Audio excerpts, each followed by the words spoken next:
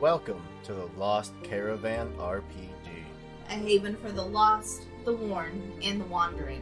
Whether you only need a place to rest your soul, or looking for a brand new journey, we welcome you. You are safe within our ranks, surrounded by the friends you have yet to meet. Some of you may be new, eager to take your first steps in the shoes of a hero. Others are veterans of a war fought through generations. Having played dozens of characters And rolled hundreds of dice. Either way, we can promise you will find moments of adventure and heartbreak, as well as moments of tears and laughter. Countless noble tales have been spun around our campfire. Such as Pathfinder, Dungeons and Dragons, Lancer, and Locust. We travel anywhere and everywhere. Exploring towering castles, desolate space stations, and haunted mansions. We have a few rules if you decide to stay. Treat each other with love, kindness, and acceptance. We never judge on appearance, only on richness of character. For as long as you ride with the caravan, you will never walk alone. We work together to forge a better world for us, and for every traveler after we're gone. So, take a seat, grab a drink, and listen to our tales.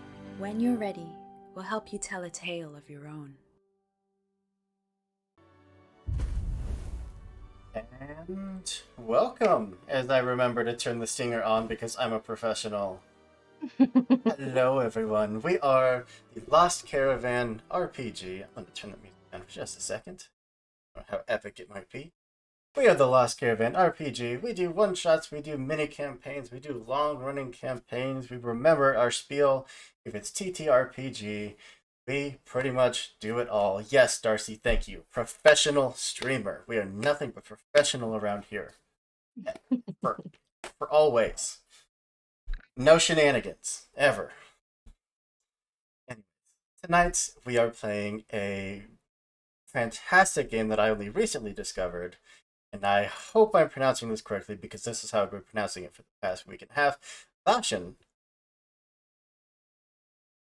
It is a might be right. Monster hunting, kind of like folklore inspired TTRPG, which I am very excited for. If you know how to play Tales from the Loop, the mechanics are very, very similar. So it's definitely more narrative focused game, and I think games like that tend to lead to very, very fun stories. But before I jump into it, and before I introduce the lovely cast here in front of you, I have just a few announcements. And really have just a few because we are running out of announcements. So, tomorrow, we are playing not one, but 2 games of Lancer, because it's Lancer Day. What else are you going to play? On Monday, however, which is the final day of our week in Wonderland, and the official Alice in Wonderland Day, which I'm sure everyone knew and isn't hearing about it for the first time. In the morning, we have a game of Honey Heist, which is going to be just so adorable. And then capping this entire event off is a nice, relaxing game of Call of Cthulhu. Should just be, no trauma, no character death, just a nice, easy, relaxing game. But if you do want to join us in the future for games such as this, the casting call for July is up, and it's only going to be up for a few more days because holy crap did we have just an immediate outpour of submissions. Like, it was up for 3 days and we had like 35 submissions.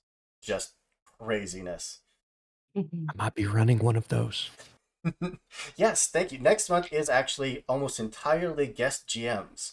So, excited for that. But yeah, you can find the casting call not only on our Twitter, but you can find it in our Discord, which a link to that is down below. It's a big old button that says Discord. It's where we post our casting calls, our schedules, our cat pictures, and where we just generally hang out and be giant nerds. As all of these nerds here in chat can confirm. Yeah, I see you over there, Turk, Darcy, Holly. I see you. Um, yeah, I think that's pretty much it. The tokens that we use usually were made through HeroForge.com, but not tonight. Tonight, our tokens were made by our very own, very lovely Cyberella Draws. Thank you so much. They are absolutely gorgeous. So, yeah, go. In fact, I'll give you a minute if you want to plug your. You do commissions, if I'm not mistaken. You're muted.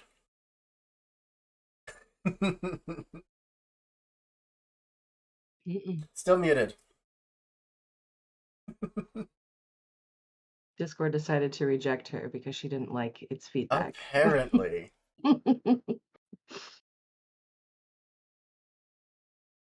That's okay. Nope, nothing. We'll get back to it. Yes, go check out Cyberella on Twitter. Absolutely amazing work on basically everything. So highly recommend. Yeah. Other than that, I don't think my moderator is around to yell at me, so I am.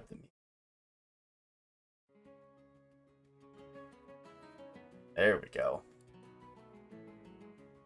And I'm gonna go around, give you all a chance to introduce yourselves, the character you're playing, then I'll jump into just a little bit of backstory, and then we'll kick this off. Starting to my immediate screen right with Dave. Hey everyone, I'm Dave. I will be playing Rupert Gold. He is an older. They are an older individual.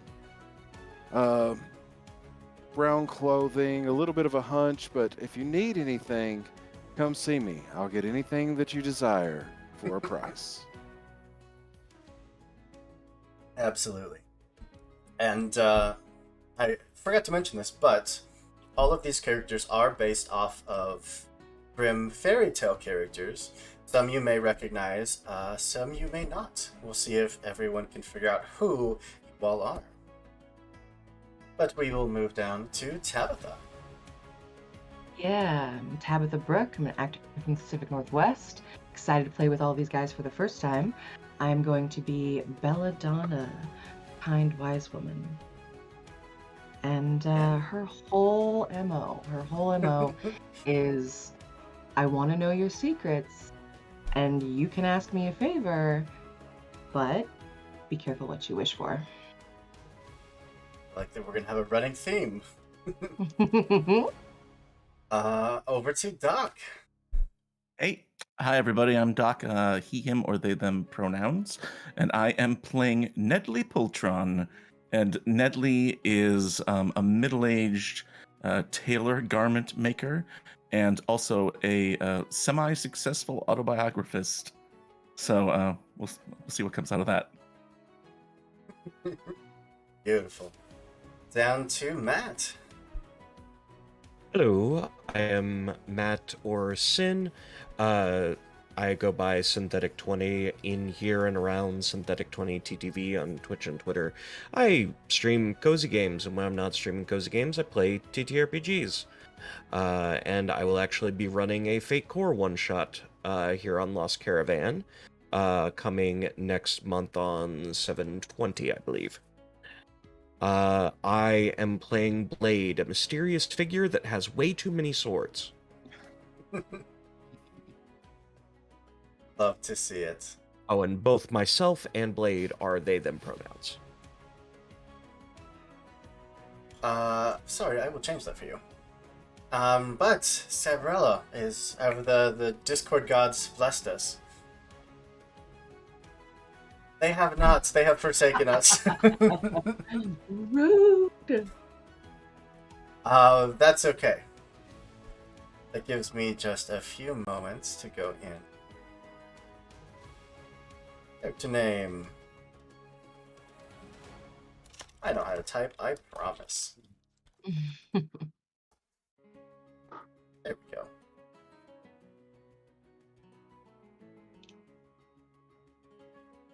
Nothing.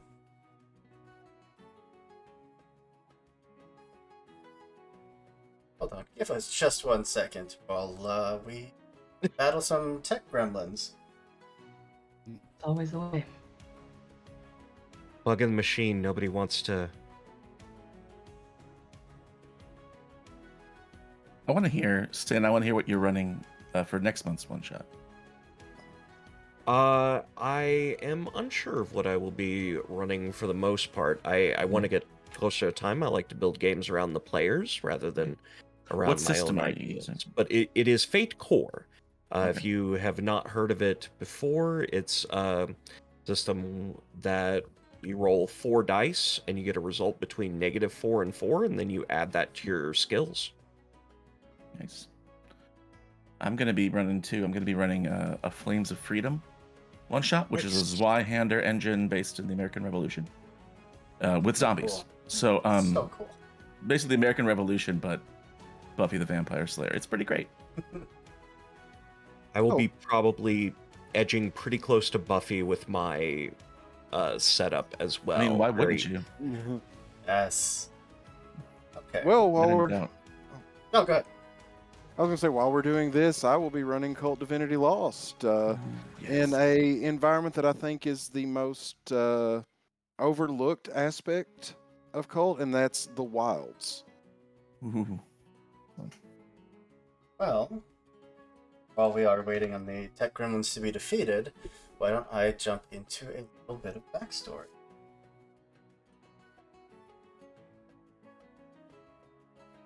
So, let's head out to this cheery music. Much better. So, oh no. Ignore the cameras for a moment. Cyprella is going to be back and it will fix itself, I promise. So, Wonderland. A place that you have all heard of. Maybe some of you have been.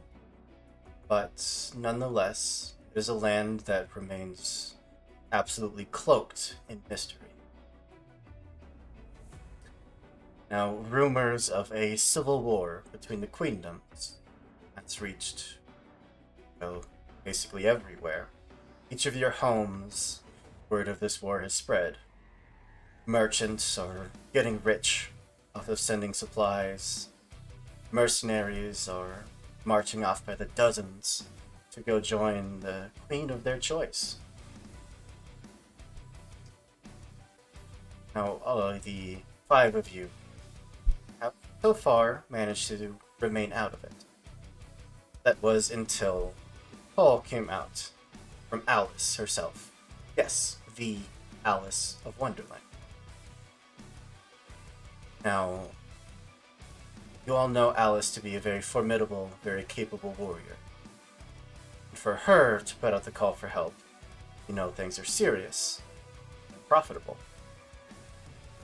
So, one by one, or collectively for some of you, know that some of you have a more extensive relationship than others. Head off, pack what you can, and make your way to Wonderland. Now, I would ask those of you present, how many of you have actually been to Wonderland before?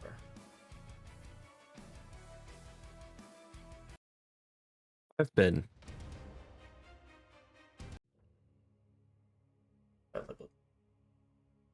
I don't. So that was Blade and Belladonna. Been to Wonderland. Last time you were here, cart ride that brought you through the magical forest and came out the other side.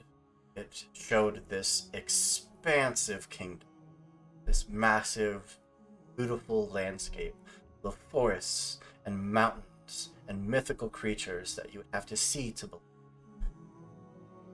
Now, forests have been cut down for siege weaponry.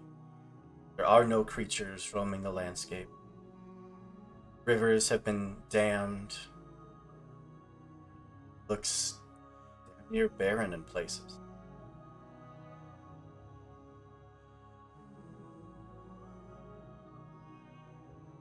as nothing. Oh wait, I'm moving into the correct chat. Hello, can you hear us? No, it was working before.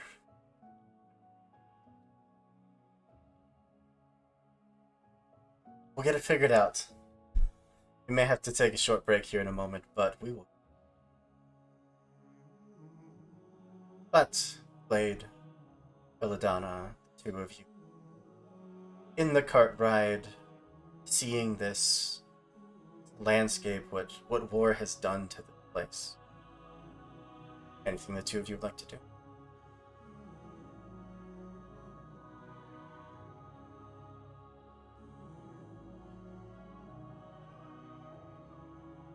I will just sit back and snicker to myself a bit.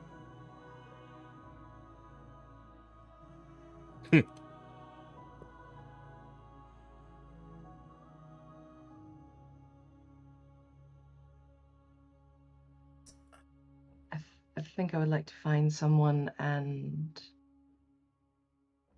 inquire if I can find anyone, any creature, and try to get a handle on the latest. Why? Even just a little bit of information. Well, you do have your driver. Want to direct an equipment that way. I'm going to lean forward and say, what has happened here? War between the queendoms. They all vied for power, and, well, we're caught in the middle. Two of the sisters had a disagreement, came to blows. Now hundreds of thousands are dead. I feel as if there's something else. Something deeper. You find it, should appreciate if you'd get it the fuck out of our home. Definitely try.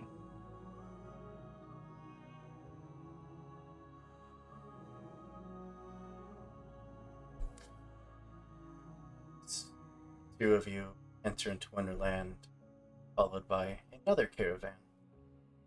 Nedley,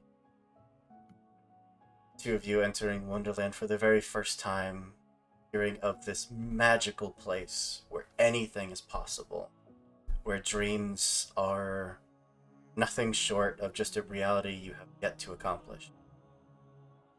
And now you see that it's a war zone. Near barren wasteland. It's death. Well, this doesn't quite appear like the stories, does it, dear Nedley? No, Mr. Gold, it doesn't. And Nedley reaches slowly into, he's got like this, it's like a tote bag almost. He reaches into a tote bag and pulls out a camera and just sort of takes a couple pictures of the landscape. And then he says, Mr. Gold, do you want me to take a picture of you? Oh, no. Just the surroundings, everything that happens, but leave me out of your photographs, please. Okay, as you wish. I don't know what happened here, but it looks like it is a bad situation. That's for sure. Well, you'll learn that bad situations can be made good and good situations made bad rather quickly. It's all in how you react to them. Yes. Yes, I look forward to seeing you accomplish great things, Mr. Gold. Indeed. Indeed, dearie. Your driver kind of hasn't really said much, has been very much just eavesdropping on your conversation. Does eventually lean back. Hey, close to as far as I'm willing to go in here. Is it dangerous if we go much further? Me? Probably. You? Guess you'll see. So, you're suggesting that we get out and walk for the dangerous part of the journey that we paid you for? Oh no, dangerous part was woods back there. Magical woods get you lost faster than anything. But what can you tell us about the dangers up ahead? Or come across the wrong people, they think you're spies. They'll haul you in immediately. Oh, that's all the danger that we face. Then there is nothing to be worried about. Come, dear Nedley. All right, after you, Mr. Gold. And he climbs down from the wagon awkwardly. I will be telling others about this, so they'll know to possibly find another stagecoach. I'm also going to be leaving you a poor review. And I'll grab my stuff and walk on into Wonderland. Nedley takes out a notebook, walking behind him, just opens up to a page and draws a single star. That's my review of that guy. You want me to come back and pick you up, or are you going to find your other way back through the woods? We'll find our own way. Yes, we'll find our own way, but if you don't hear from us, please do come back and pick us up. If you're not back out in a week, I'm back for you. Okay. So, I'm sorry, what was your name?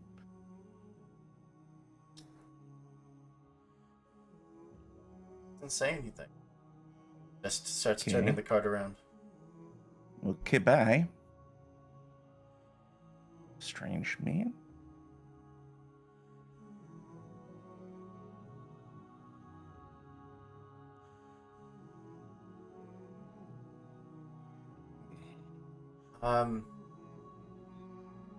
Don't know what is going on.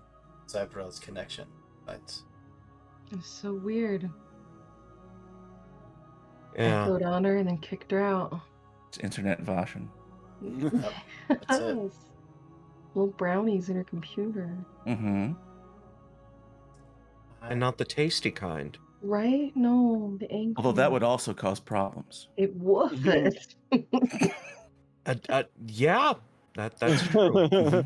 Believe me. You're not wrong. You know? Sticking brownies into your computer. Wait, believe me, not you recommend. have personal experience. I'm not saying I do, I'm not saying I don't. Okay. Just saying that it takes a long time to clean out a computer. Just saying. Pair of you would see another wagon also coming back. Apparently this one had gone a bit further before dropping off its passenger. Turning around, he just waves at you. You look a very brave wagon driver. Hello? Not brave enough to stick around. That's for damn sure. Were you bringing people here through the forest? Pair of them, right up ahead. Right. Well, thank you very much. As far as wagon drivers go, you're the bravest one we've met today.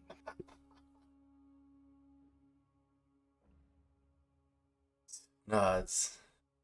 That's good to hear. It's his hat and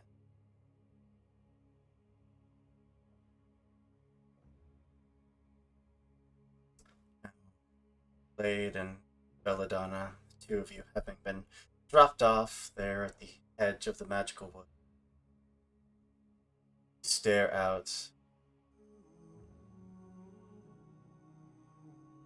I have yet to memorize the name, but I probably won't by the end of the game.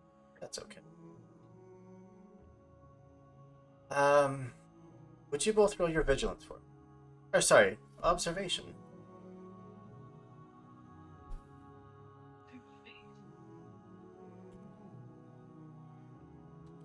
Ooh.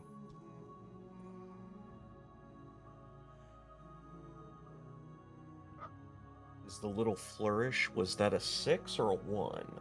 That's Flourish a is 6. a 6, yeah. Okay. Then 2 successes for me. Un for me.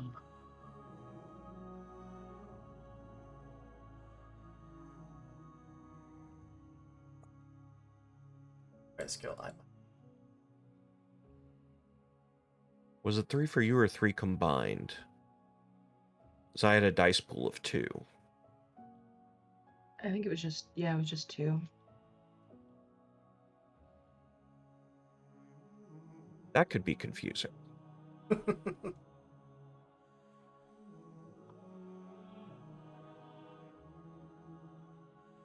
Okay, no, I'm sorry. I was wrong. It was Vigil. I thought so, yeah. Observation is like insight. Ooh, Tabitha with a success.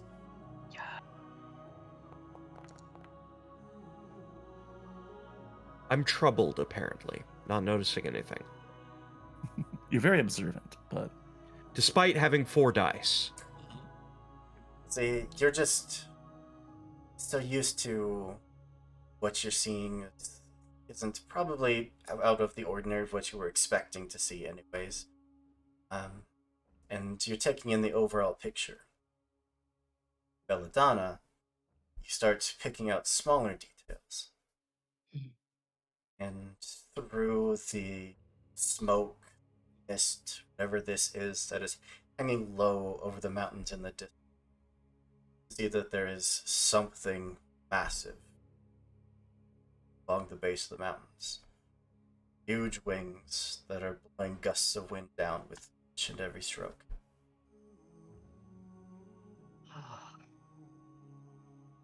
Look at that. That is the silhouette of beauty and death. Great. So I'm gonna turn to Blade and point it out and just... Do you know what that is? Hope I don't. Because if I do, it doesn't bode well for our journey. I couldn't agree more. We're gonna need more power. You have me. That's all you need. We shall see about that. Do I notice the other two? Are they like walking towards, or were we the ones in front of them?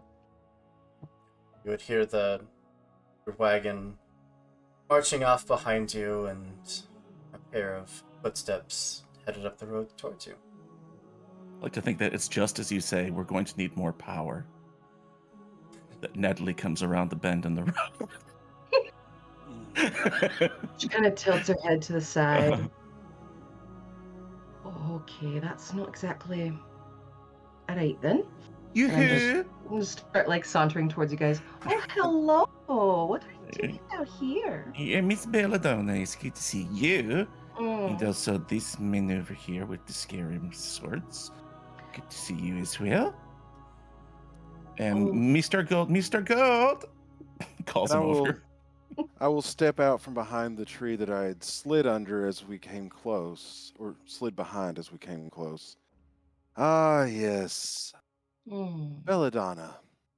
It's a pleasure as always. Absolutely, always, every single time. Oh, you two know each other? Oh, yes. A couple 100 years or so, I'd say, probably. We travel in similar circles, so to speak. It does happen that way. Oh. Blade, I see you got out of your cage. On your own, I take it, or did you find a better deal? And I look at Belladonna as I say that. There are conditions to my release. Aren't there always? Aren't there always? Let's just hope you pick the right ones. I think I picked the most favorable conditions. Much Also better good than you advice. would have offered. Goodness. Oh. It's meow meow. It's sometimes he just gets a little testy. Sometimes seeming to be all the time. You'll get used to it. So, and I go and I just kind of like point out this moving shadow.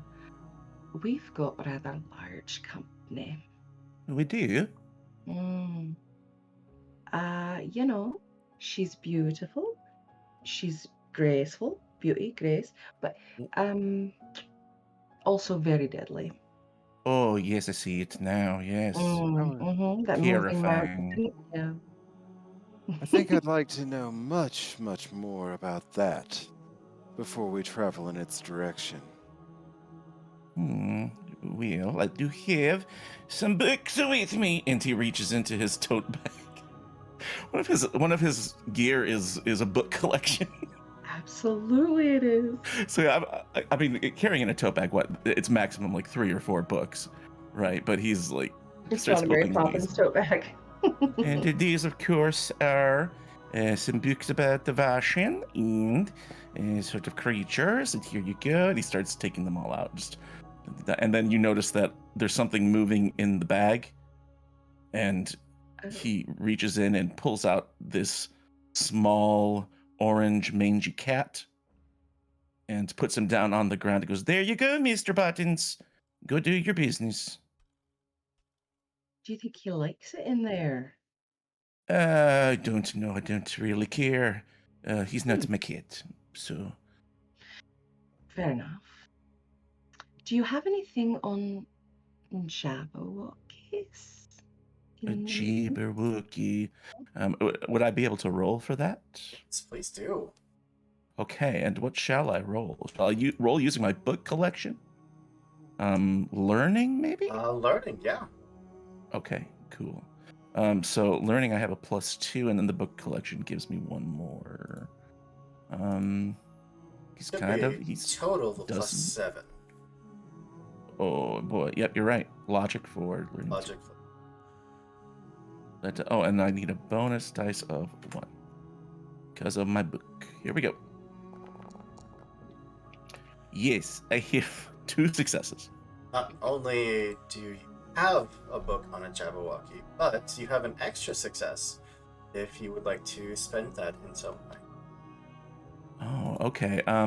I would like to, first of all, obviously going to learn what we can about Jabberwocky, but also I'm going to see if there's any sections in this same book about the war that's going on or the relationship between the queens here that we can use to avoid conflict.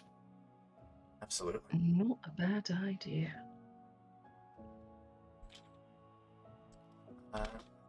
Jabberwocky. Jabberwocky. Is that a J or a G? Is it a silent J? Is it a Jabberwocky? Oh, I want you to call it a Jabberwocky to its face. Of course I will. See that. Okay, when I it's see a its J. face, I will. Absolutely. Voice is gonna kill me. Oh. Yes, it is it's depicted in different ways, but most depicted in some dragon-esque type creature. It's said to be able to prey on your dreams, on your nightmares, and its existence gets more powerful. It's more powerful as the world around it collapses into nightmare. Okay, and now you see here, says that a Jabberwocky is draconian in nature, might be related to the dragons, and then it is probably being fed by the trauma of the war that is going on all around. It is feeding off of people's fears and nightmares. So I could say that it would come for me, but it would be hungry because I am not afraid of anything. Are you not? No. As you know from my reputation, all the things I have done. Absolutely. Yes. You all have read my book, and he pulls out this book. I don't know why he has one with him. He has one with him, and he pulls it out. He does. And it says, and the The title is Tailored to Fit the Story of Nedley Pultron. It's all about how he defeated 7 trolls. It's a wonder I've never heard of you. It is a wonder because I'm very well known and respected in Uppsala, in my hometown. So maybe you just need to get out more. Yes. I have been locked away for a long. Oh, do they not allow you books? Can you have books inside of your cage? Only ones that I find enjoyable. Oh, in that case, he hands it over to him. Goes, there you go. Be $29.95. A worthwhile read. Just $29.95 for the book. I can autograph it if you like. I think I'll pass. Okay, just a complimentary copy then. I have a lot of them in my basement. You keep it, Mr. Blade. You won't regret Just it. Blade. Thank you. I see. Just a blade. Just right, in Blade. let us. Well, how will we approach this dragon if it wants to eat our dreams? That is the question. Perhaps we should consult with the one who's asking for help. Have a meeting location with. Do we have a time? Time doesn't really matter much here. Right, that's true. Unless you're a rabbit. Yes. Then it's extremely important. Sometimes it matters a lot.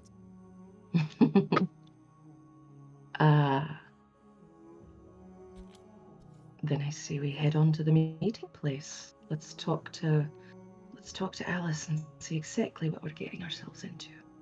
Must agree. There's I just took your accent there. Must agree. Spread it around.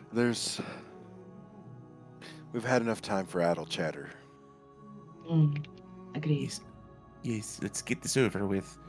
Come here, Mr. Buttons. And he picks up the cat, puts it back at the bed. They resigned, as you do. That's why you just sing cat noises. The bag is just murring. Blade drops the book on the ground and walks toward the meeting place. Nedley's vigilance is very low, and so he doesn't see that at all. 3 days from now, have you read? Gold will pick it up. Where no one's watching. And stash it with his own. You also asked about the different queens. Yes, that's right. Yeah, I did. Queen of Clubs, the more strict of the 4 of them, representing a society built on justice, on loyalty, on tradition. Queen of Diamonds, representing a society built on wealth, influence. Queen of Hearts, building a society on control, on expanse, domination. Queen of Spades, a haven, lost, leftover, looking for those that other queendoms didn't quite suit them.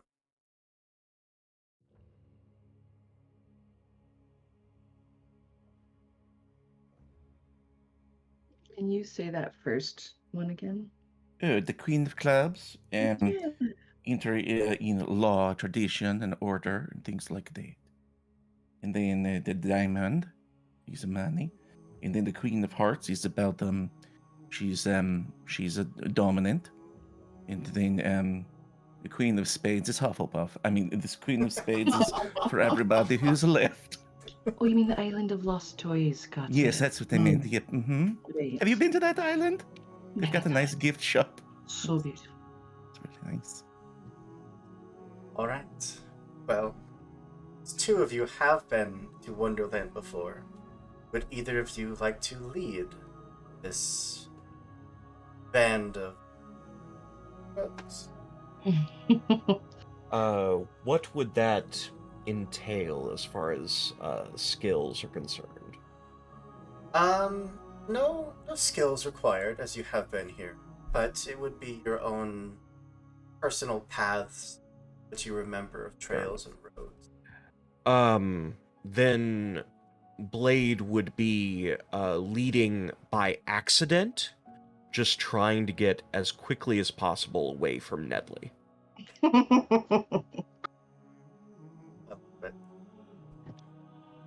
Absolutely, you gotta love a little haste. Let's put some pep on our step. Better, better. Get about what you feel is about an hour into Wonderland, though you see no sun. There is light, there is shadow, no sun to cast it. No idea what time it might be. Eventually hitting the edge of a small hamlet. A broken signpost has a single chain connected to a plank of wood. See part. What was the name of the town? See STO. The rest of it is broken off and missing. It seems unlikely that somebody would name a town Stowe. Maybe there was a longer name, and part of it broke off. If there was a longer name, if the placard has been broken off, then by the logic of this land, the town's name would now be Stowe. Oh, it's a good point. Well, let us go ask somebody inside. Mr. Blade, I'm sorry. Blade, you are our leader, so just to follow you now. I must. Okay. There's, small, farming plots kind of on the outcrop of this village.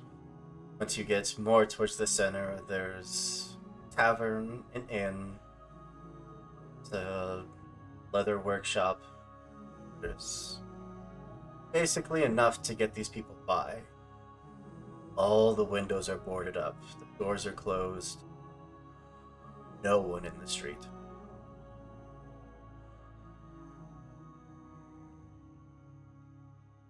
Well, it certainly gives the feeling of being welcome now, doesn't it?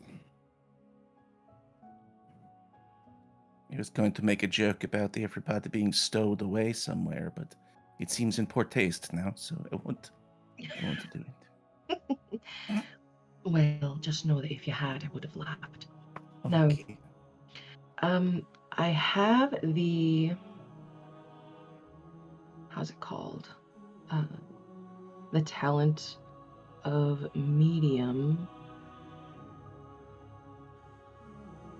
It says here. Oh, only I can perform seances to predict people's futures and contact the dead. Extra successes provide more information, prolong the contact. This is a land full of dead. Yeah, so I was just thinking that I might try to see if I can summon somebody to ask questions if we can't find anyone. Absolutely. The stop for just a moment. Empty streets, still as empty as they have been. What does your medium ritual look like? She just kind of comes to a stop and doesn't touch her chest, but puts her hands over her heart and just closes her eyes for a moment to see if she can sense anybody around. And if she does, she lowers her hands and just kind of reaches her energy out to make a connection to see if they will talk to her. Yeah. Well, or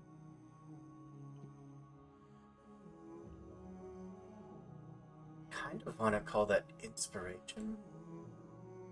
Okay. But manipulation, I could see what also comes.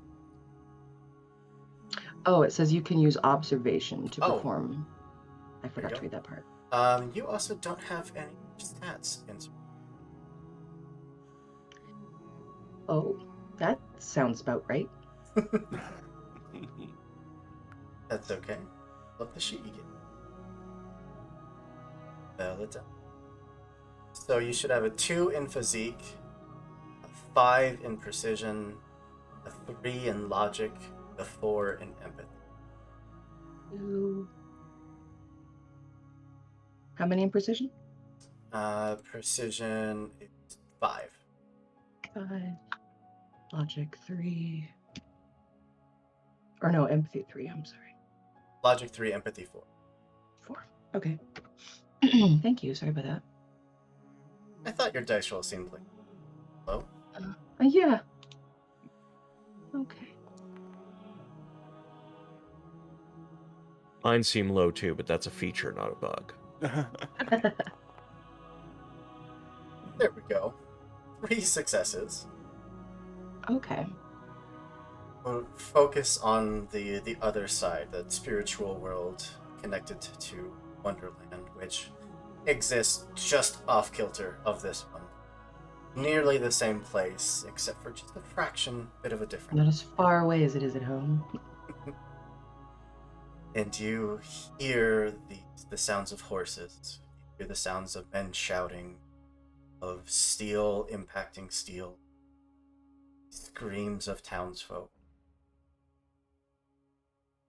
Last moments of action throughout this plays for you. Reach out, just touch a handful of them. Ask your questions. I think her first question would be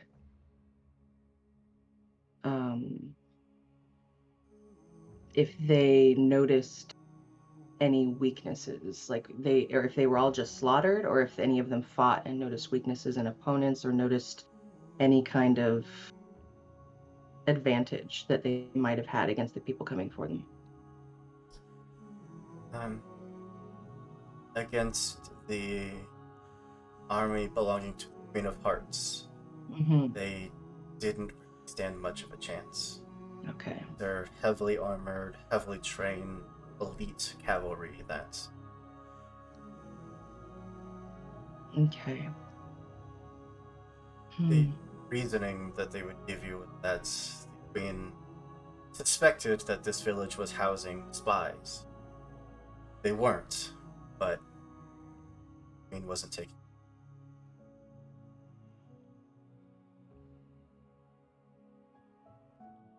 It sounds about right.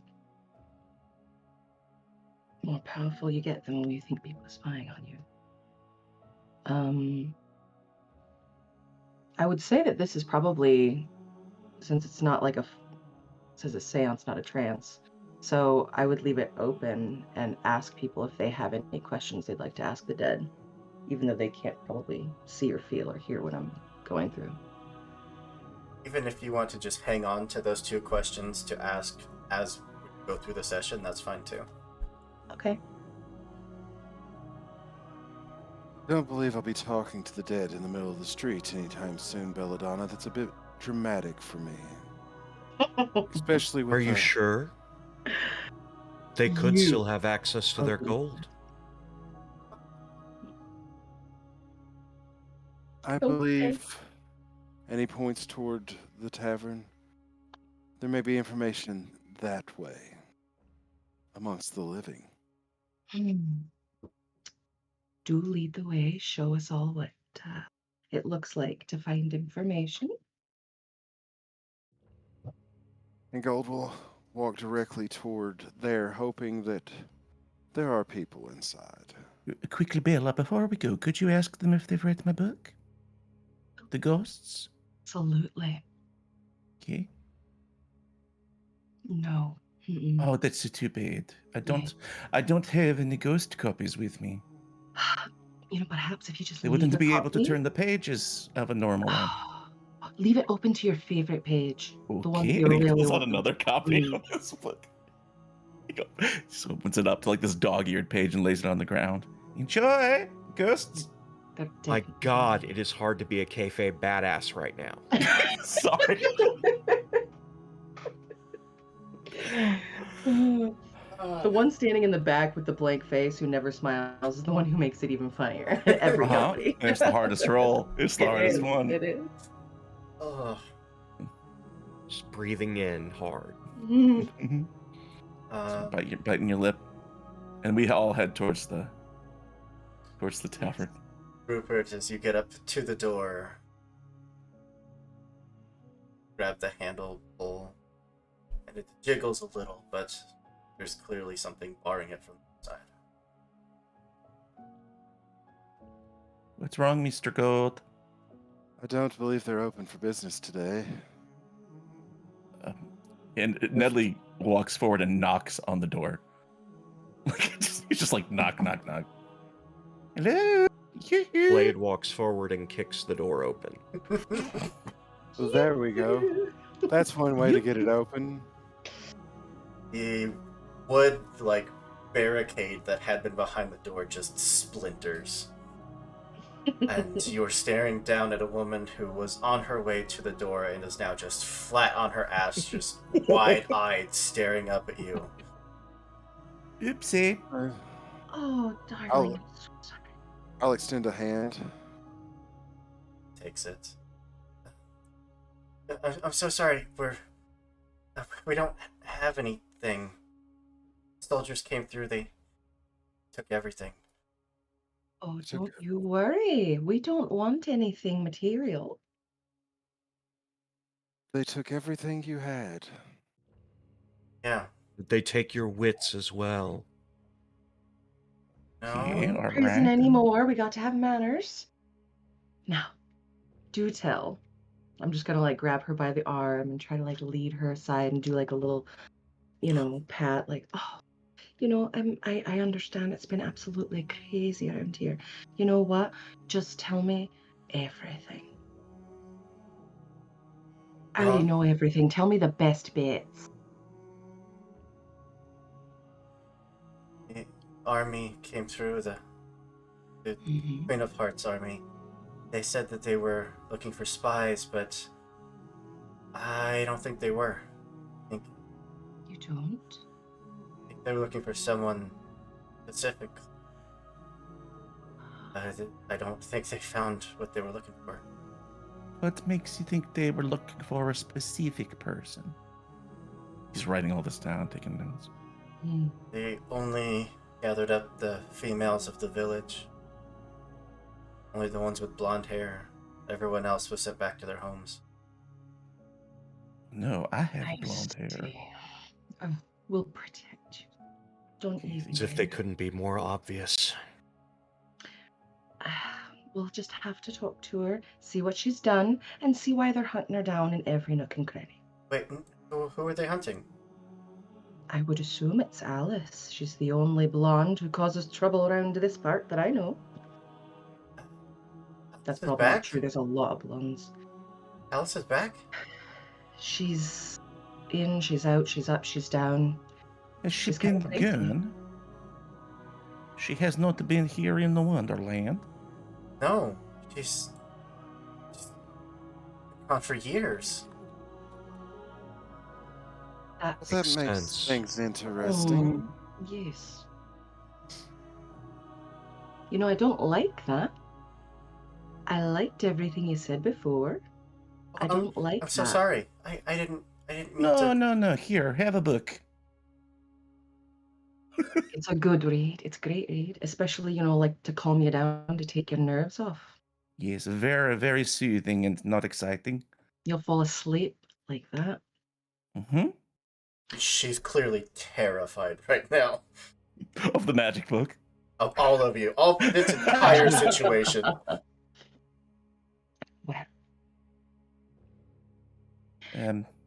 You don't have any food, do you?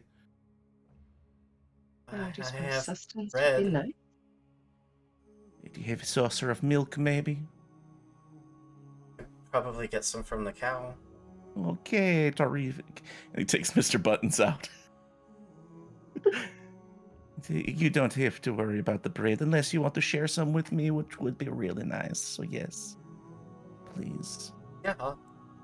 Must we start every conversation with what we want? I didn't bring a snack. Point. No, you're right. But Run you off said to the you kitchen. lost. Oh, soon, dearie, soon. We'll catch up. And I'll reach into my pack and set a bottle of fine aged liquor on the table. Okay. Sure.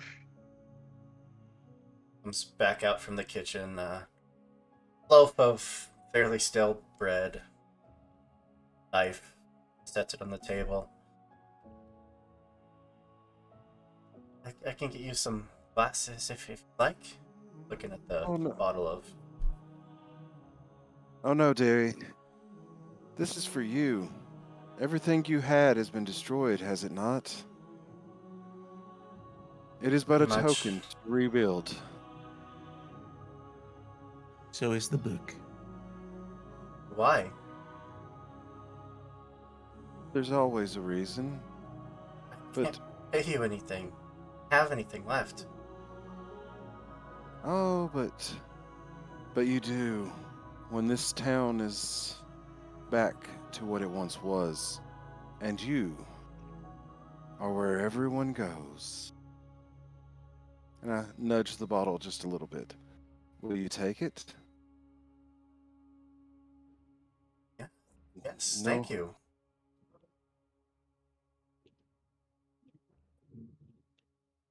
Another soul to the slaughter. Wait, what? You're so dramatic. He's overly dramatic. A bit Just of a don't look poet. a gift horse in the mouth. That's all he's saying. What I will say is you can take comfort in the fear you felt as I came in, because I am here to solve problems. I just don't do it with honeyed words and lies.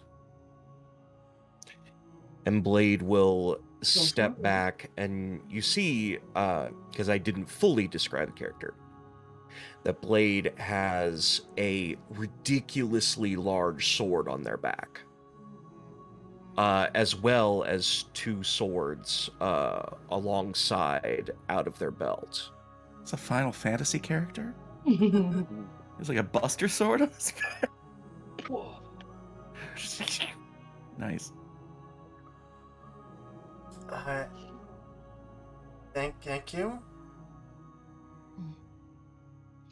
Don't think What I do, you don't need thanks. You just do it. Okay. And we're the ones that are over dramatic. I am so sorry.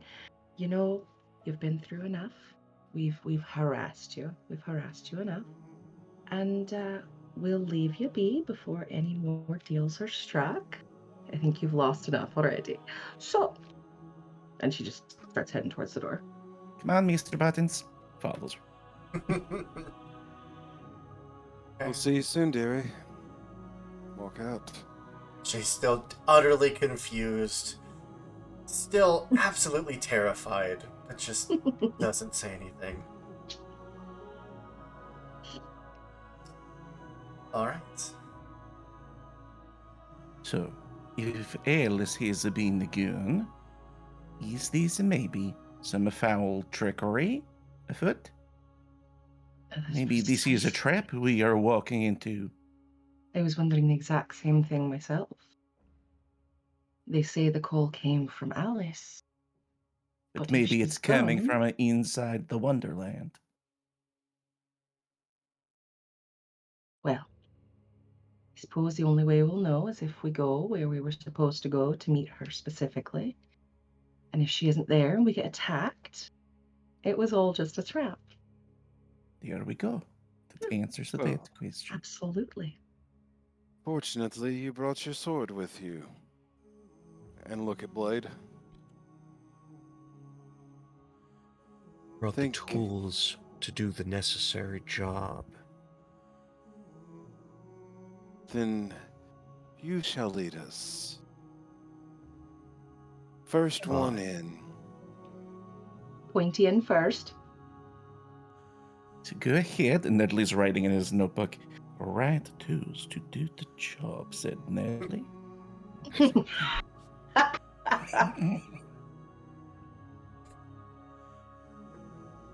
Oh my god. Okay. How many times can you break me in a session? It's now a contest. Oh. Okay. So I am walking toward the proposed meeting place. What to your minds feels like close to probably another 2-ish hours of travel. Who knows how long it might actually be. You find a tall structure. It's like an old, run-down wind. Just a sign that used to exist that probably named this structure has since been faded and then painted over very sloppily. Just the words Crossroads is written on it.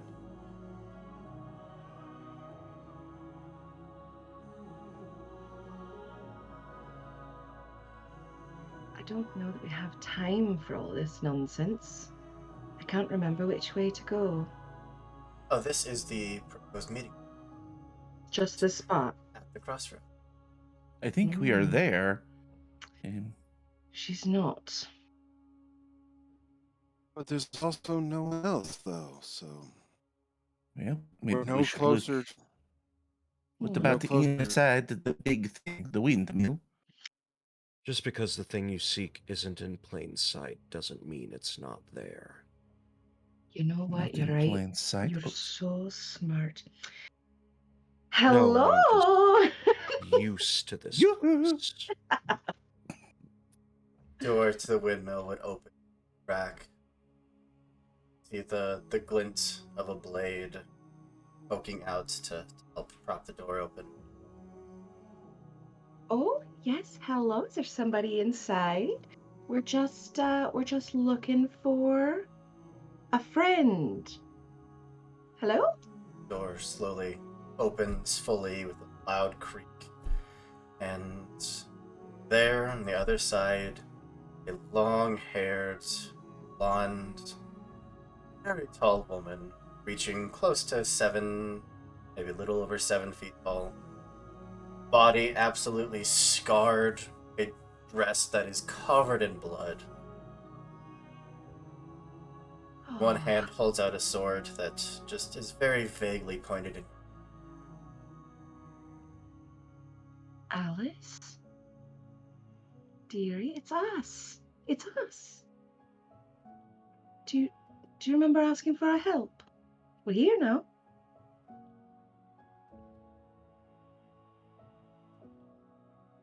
When did I ask for help? Who are you? Last I saw you were much smaller and not quite so red. We're old friends. And some people who've just come to help. Yes. I couldn't pass up the opportunity to get to meet you. I've heard so much. And, you see the fear that you have when we are here. And don't be afraid, because we are not here to do that. We are here to solve problems, he says, reading from his notebook the same words that Blade said about a few hours earlier. Exactly. I couldn't have said it better myself. No, you couldn't. Right. Are you saying you have no memory of me? And I would recognize, is this... This is Alice, yes. Older, more weathered, much more grizzled. A lot more bloody, but Alice. Nedley says, why don't you come out where we can see you? Lifts the blade and sheathes it before stepping out. See that now that she is fully out and into the street, her left arm from about like the edge of the shoulder down is missing. It seems that you've been at a crossroads for a long time. Something said to wait here, that help is gonna come at the crossroads. And we are help, dear. Absolutely. Nedley at this point leans over to Mr. Gold and says, "Is she out of the windmill yet?" Just be patient. Okay. She will come. Okay. And I am going to walk over and absent-mindedly start bandaging her wounds. Moment that you get up to her, she looks at you. There's that spark of recognition. She just throws the other arm around you and just breaks down sobbing. Belladonna goes over and just kind of rubs what small part she can of her shoulder, this giant shoulder, and just patting Nedley, her. yeah, Nedley does the same, but as he gets closer, he's got his arm extended a little too early. Like he's like, no, like he's like you got up in the middle of the night and you're trying to find your way to the bathroom. Oh. Feeling it out. Gotcha. He's like, until he sort of just goes like that a little bit. And Rupert, as he does, observes the situation, but he's mainly focusing on the interactions between Blade and Alice. This has perked an interest in him. Very much comfort, recognition that she probably hasn't had for quite some time, and maybe just the smallest bit of hope. And we are here to solve the problem. Yes, to solve the problems. And the problem is the Jabberwocky, yes. Yes, Jabberwocky. That's why I'm here. I remember hunting the Jabberwocky, and I tracked it out of Wonderland, and that's it. Then I was back here. Well, if memory serves, you've already conquered Jabberwocky. What makes this any different?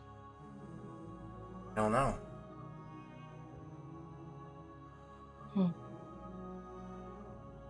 From my learnings, I know that the Vaesen could not always be killed.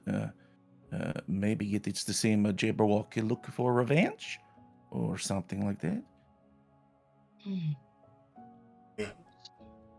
Certainly worth looking into. She'll turn back towards the abandoned windmill. Come on in. It's not much, but no one's found me yet. All right. It's follow her in. not surprising. It's difficult to find the exact thing you seek in this land. Isn't that the truth? Unless you're not looking for it.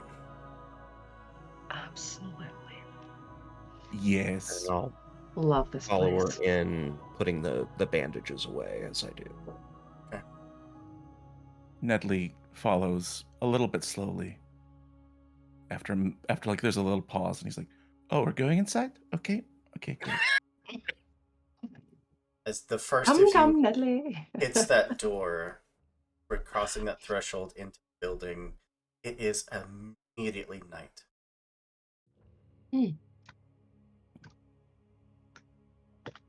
Well, that's certainly interesting. Why? Does that happen every time you enter? What happened every... Nightfall, dearie. No, that happens pretty much the same time every night.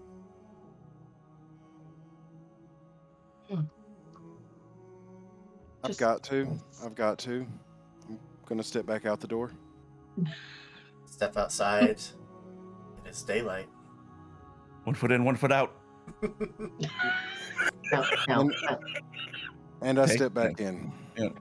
You can hear the crickets. And you watch as you step in, and it turns into night, like right as you hit the threshold. Noted. It does have a small fire going.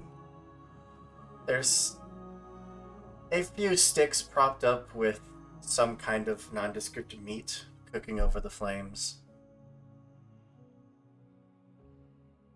Make yourselves at home, I guess. I did. Thank you. Yes, great. Mr. Gold, could I talk to you for a minute? Oh, sure. Look for a place to sit down, a table. Mm-hmm. Can I point toward a chair next to me? Nedley sits down and he leans in very closely to Mr. Gold and says, I don't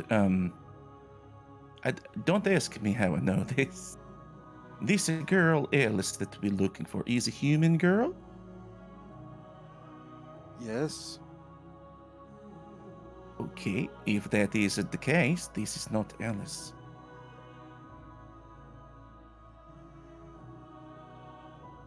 How do you know this? Fully noting that he told me not to ask. I asked you not to say. Okay.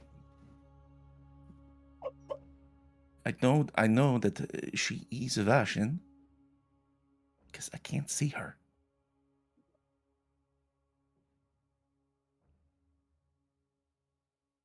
And it makes me think maybe she's a dangerous, because I think the Alice we're looking for is a person, you know. And but sometimes I have trouble seeing the magic and the creatures. Well, that is definitely something that we'll have to pay attention to. But remember, Nedley, this is a place of magic. Places like this tend to change those who spend much time here. Maybe someday you won't be able to see yourself. What? I wanted to see myself. How am I going to cut my own hair if I can't see myself? I'll work something out for you. I know a very good barber. I don't trust barbers, but okay. While that conversation is going on, I want to speak to Belladonna briefly. You should keep an eye on Rupert. Ooh, if I can spare them.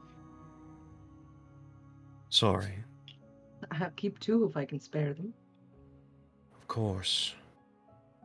But it seems as if he does not understand that this place has its own logic.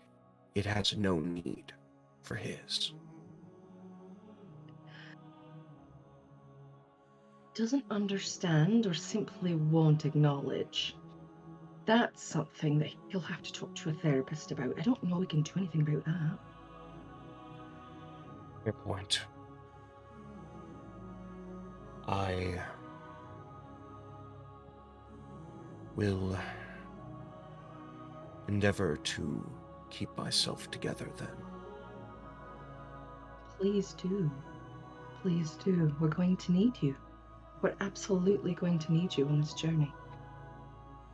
There's a lot of logic here. There's a lot of smarts. There's a lot of lies. But we also need a lot of you. Not sure exactly what you is yet, but I'm figuring it out. Maybe it's not yet for you to know. As most things in the world. Rest assured, when time comes, I will do what's necessary. I believe it. absolutely believe it. No? Okay. No, go ahead. As you are having your conversations, Alice would bring you all the meat on a stick, which doesn't look like any creature that most of you have probably ever seen before. Probably some mixture between a bird, a fish, and a rodent. Offers you all dinner. It's Hope you will. not much, I know, but most of the animals are gone from this place, so dinner. It's Thank much you for sharing what appreciated, you dear. have. What? I Oh, hope that you will take no offense. And Blade reveals their kind of. It's been obvious to most anybody that pays attention, but they are essentially a living skeleton, like charred black. Mm. I What happened to you? don't eat much. What happened? This is as I've always been. No, Although that's not right. no, it's not. Perhaps one day I will not be as this. But it is as I am now. Nedley eyes the meat suspiciously and says, I filled up on bread. So I'm good.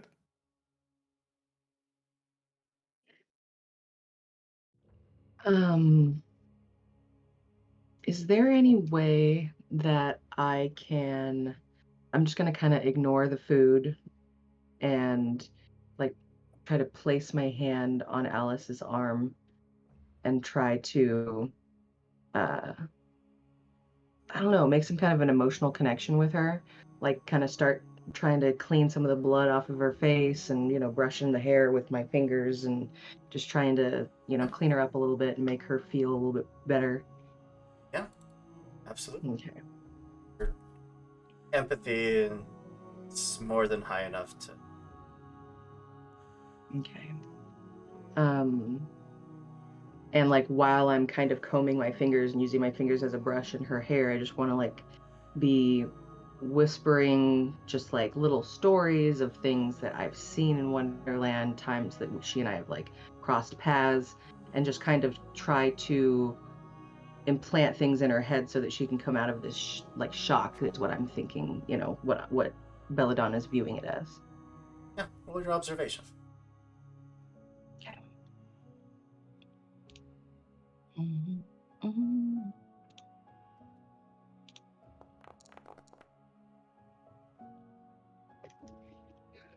If you would like, you can push the roll for more successes.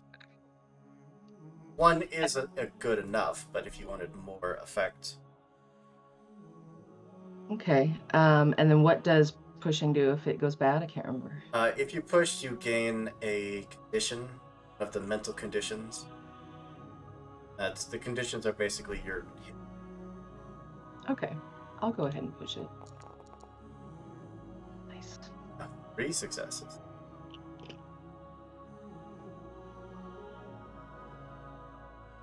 So,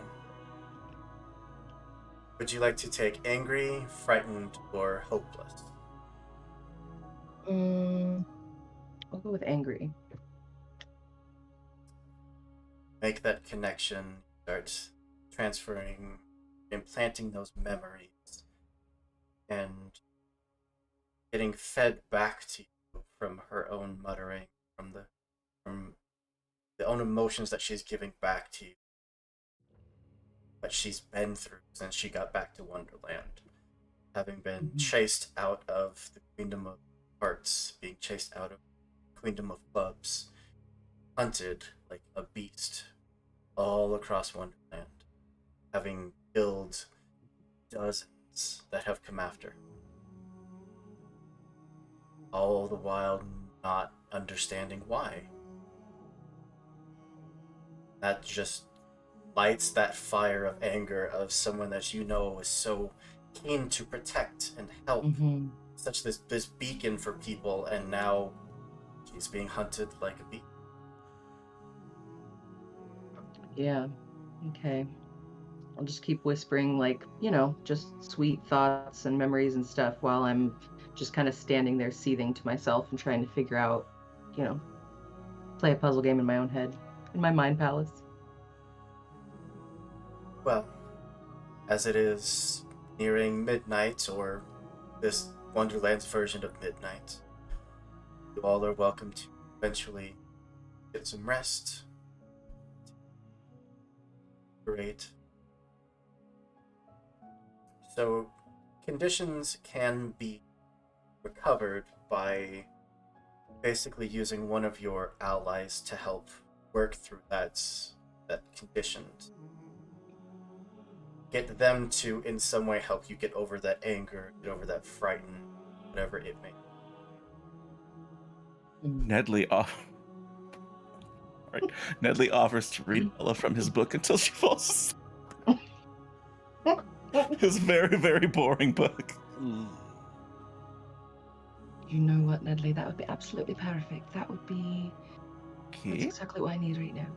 And as he's reading, I'm going to try to put so much focus on what he's saying and trying to recognize if I actually know who some of these stories, like the stories he's telling of things he did, if I've met the person who did it, if I know what really happened, if I was there, if I was a part of it, like things that he might not even know I had a hand in. So I'm just going to be listening to him and trying to focus on that rather than being so angry for Alice's plight. Starts reading. It was the 14th of August. I had fish for breakfast. Again. And he just it's just the most dull, it's so much of it's just filler. Write what you know. Right, exactly. Yeah, that's what he does. Mm-hmm. Oh my god, Nedley is the filler of life. He's an energy vampire. Absolutely. So, with that, with all of you getting your rest, I feel like that's a fantastic place for us to take a quick break, give everyone a chance to grab a drink, stretch your legs, do what you gotta do. Give us just a few minutes, and we will be right back. See you soon.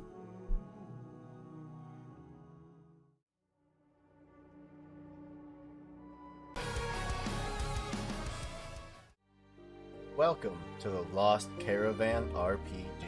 A haven for the lost, the worn, and the wandering. Whether you only need a place to rest your soul, or looking for a brand new journey, we welcome you. You are safe within our ranks, surrounded by the friends you have yet to meet. Trying to hide, like, his note-taking or anything like that? No. Welcome to the Lost Caravan RPG. A haven for the lost, the worn, and the wandering. Whether you only need a place to rest your soul, or looking for a brand new journey, we welcome you. You are safe within our ranks, surrounded by the friends you have yet to meet. Some of you may be new, eager to take your first steps in the shoes of a hero. Others are veterans of a war fought through generations.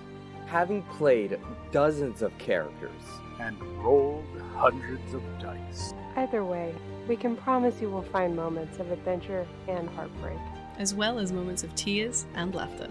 Countless noble tales have been spun around our campfire, such as Pathfinder, Dungeons and Dragons, Lancer, and Locust. We travel anywhere and everywhere, exploring towering castles, desolate space stations, and haunted mansions.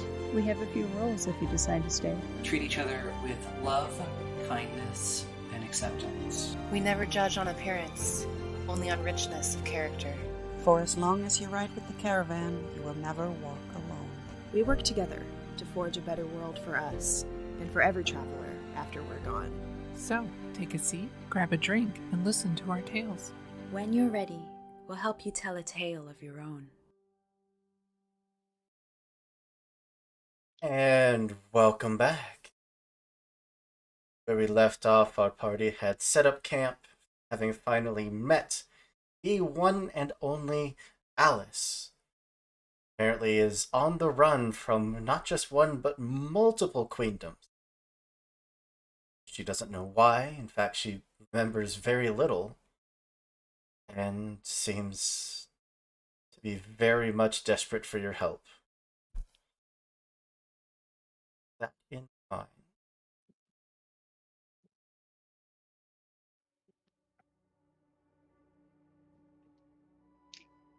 Music. Music. What would be morning?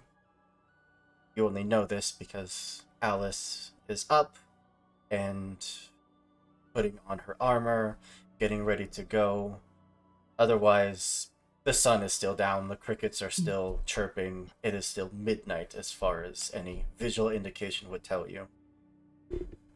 But nonetheless, she gets dressed, she washes her face with a bowl full of just absolutely murky water. Mm-hmm. Very triumphant. There we go.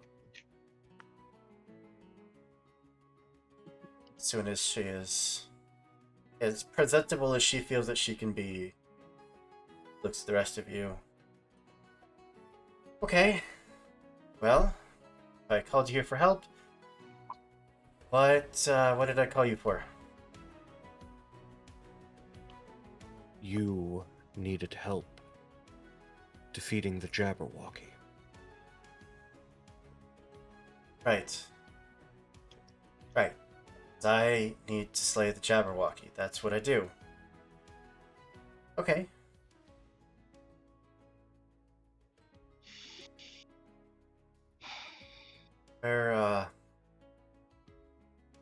Where's the Jabberwocky? But first, we need to find the Jabberwocky. Alice, so where is the Jabberwocky? Well, dear Natalie, I believe we have figured that. When we first arrived here in Wonderland. Yes, we did see it with our eyes.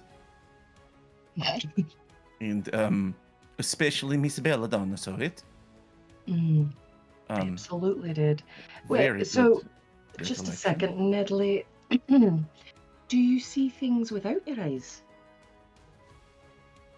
I wanted to see things what with my nose. I don't understand. Curious. You talked about being see with. Oh, we would see it with that's a normal thing. Is how eyes work. Is for seeing things, and that's how I saw the Jabberwocky, which is related to a dragon. And feeds off of fears and nightmares. She just gives you like a really big smile and then turns to everybody else. I don't think we're gonna need to look for it very hard. It was out in the distance last I saw. But Alice, I'm disturbed at your lack of memory. That freaks me out. So you're being chased. Have you any memory of the Queen of Spades? Specifically, doing you any harm? Harm to me? No. No, I think so. Queen of Spades has always loved me. Absolutely. Maybe then we should go to her before we jump into this Jabberwocky slaying action and see if we can get some assistance. She might be the only one on our side anymore. Yeah. That's... can do that. Yeah. I know how to get there. Do you? Yes, you just points in a direction. Go that way. She kind of turns around to the rest of the group. Are we believing this? No. Hmm. Especially the last part. Blade? Well, you seem... Have you ever been there before? In my experience, the only way to get where you're going in Wonderland is to start going there. How else would you get anywhere? Exactly. He's not wrong. He's almost never wrong. Even if it's not right, it's not wrong. So, can I... Ooh. Ooh. Is the Cheshire Cat a part of... Since he's not... Is he ethereal? Would I be able to reach him through mediumship or call him through mediumship? Or is he considered a Vaesen? Is a physical being, the Cheshire Cat. Okay. But Dido, one of our lovely moderators, thank you for the gift subs. You are absolutely amazing. We absolutely love you. I know that you are doing this so you can get the 24-hour sub at 60, but that's okay. We absolutely love you. Thank you, buddy. The Cheshire Cat is much like you and does speak with the other side. So, though he is a physical being, it would not be out of the realm of possibility to reach him. Okay. I'm gonna save that because I know that he would say the exact same thing that Blade just said. I think like that's almost what aggravates her. As soon as he said that, she was like, "The damn Cheshire Cat!" Like, of course. And so she's gonna keep that on tap to see if he's alive, available, hanging out with one of the bad queens. You never know what the motherfucker's up to. Okay.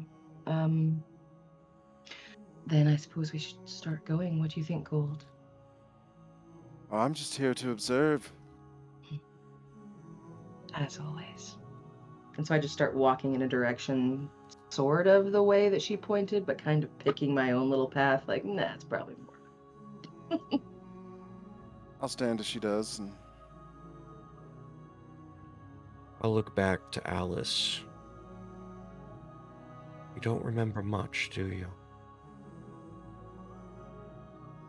No,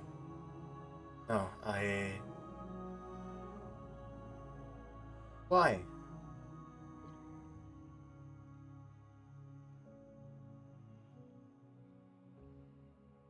I wonder, where do you need to go? No, I needed to go to the crossroads. Help was coming. Help was here. I asked you to hunt Jabberwocky. I must need to hunt the Jabberwocky. Then you must come with us. Yes. Yes. Very well then.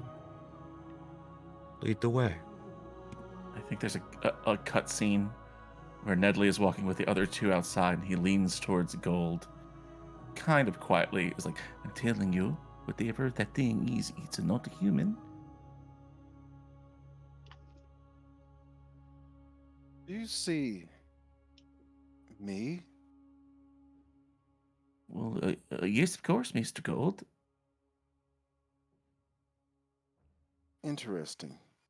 And then I continue to walk.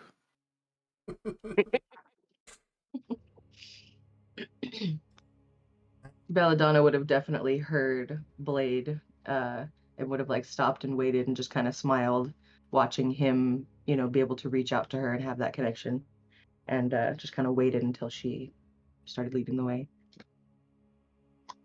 And this is the first time that Blade is following someone, specifically. She would lead you for a ways. Past majority of this burnt down, excavated countryside, so you get to start seeing more of prosperous land. More what you would expect of Wonderland, of greenery, trees, more animals. And then actually pose this question. How many of you have spilled blood? Other people's blood, specifically. Yeah. So that's an interesting question. I've had a lot of people's blood spilled. I've But not you done it yourself myself. have not done. No. He's the Charles Manson of the situation. Yes. Short of poking somebody by accident with a tailor's needle. I've spilled the blood of many Sorry. creatures. Belladonna and Blade, two of you would pick up the scent of blood. Start getting those feelings of death. No, that's around the next corner, something bad happened.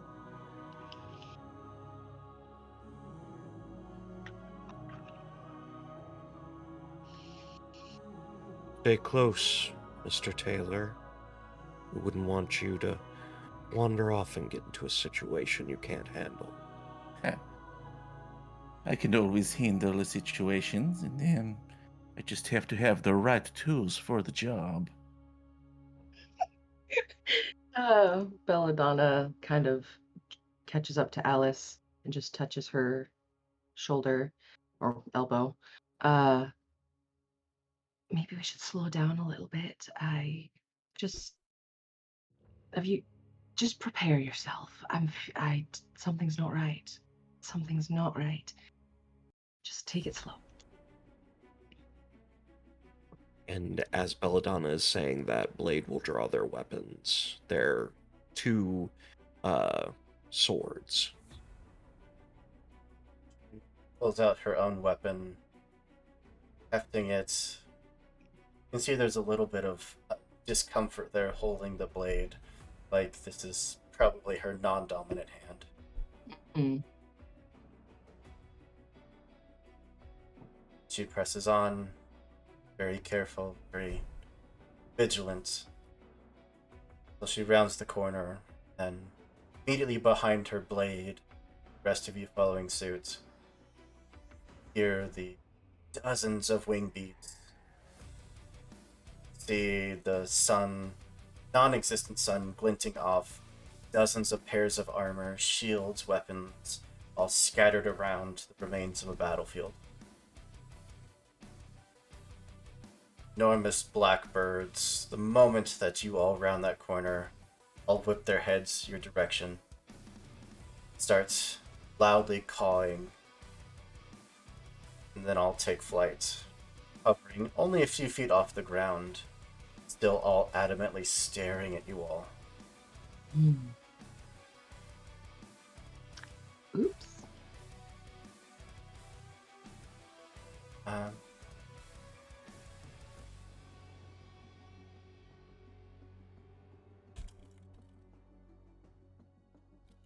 Second.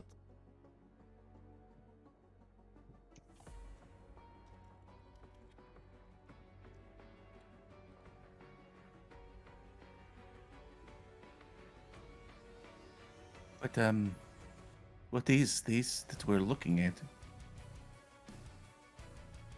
Murder. Murder. Yes, but we don't need to talk about the crows so much as what's on the ground. In one collective screech, all of the dozens of birds let out one noise, one word. They just screech, Alice. I'm gonna throw us into some initiative.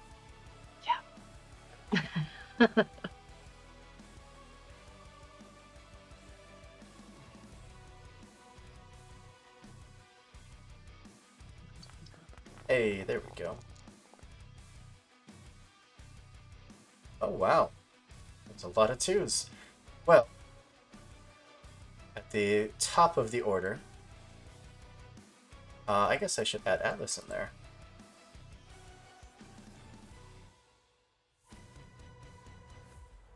Oh, at the top, because she can't roll higher than you did, Blade first. I will step in to the swath of crows, and I will strike at them as I can, giving an impression of vulnerability for long enough that they move close enough that I can then strike at them. Absolutely. Go for it. So that's 2 bonus dice and 2 damage. Rolling. Are you joking me? I didn't know they could be cocked digitally. How can you digitally have kicked dice? That's 0 Hooper. successes. Too real. Too real. I'm not trusting these dice. I feel betrayed. Could I push with my own? Okay. And what condition would you like to take? I'll take wounded. Yeah, as you go into strike, Makes sense because I'm coming in. I'm allowing them. Yeah. You feel beak. You feel claws, all just ripping and tearing as you go in to make the strike.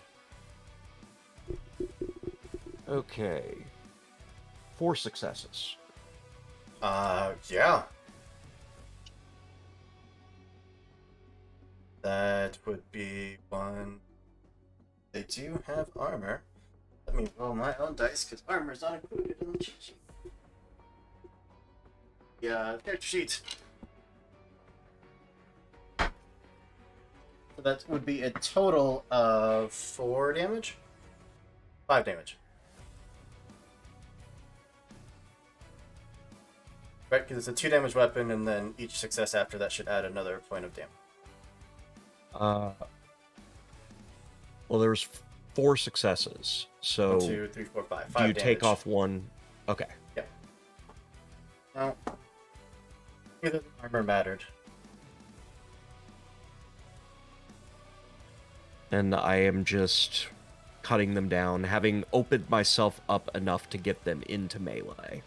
Absolutely. As Blade just strides in and is now being swarmed by these things. Netley, you can see Blade, who is visibly taking wounds, who's being cut up. And more can see the sources of what is doing this. Just like an ink blot that is slowly being... So, Nedley at first cringes sort of at seeing these wounds appear on Blade, and then as he can sort of start to visualize these birds, like his whole expression changes. So he goes from like fear and horror, and then he goes, "I can see them! I can see the birds! Dude, look!" He starts like pointing at all the birds, and he's like, "Obviously, I can see them with my eyes."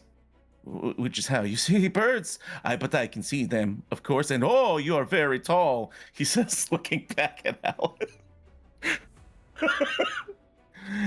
Alan.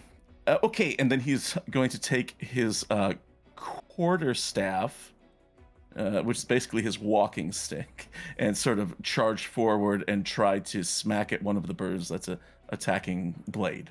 Go for it. Okay, here we go. Quarterstaff. This is a +2 or 2. That's Snake Eyes. It's very, very bad. Yeah. Yep. I missed completely. I can't see them. They're just they move around a lot. Would you like to So push I the think roll? One. No. It's 2 dice. Combat. No. He's just going to stay there next to Blade for the time being, trying to distract them. Okay. That takes us down to Alice, who is going to, sword in hand, just step forward. It's 3 steps towards the birds. Slows. The weapon kind of lowers to her side. And she, for that moment, is just staring across this battlefield of all of the dozens of dead soldiers from different armies.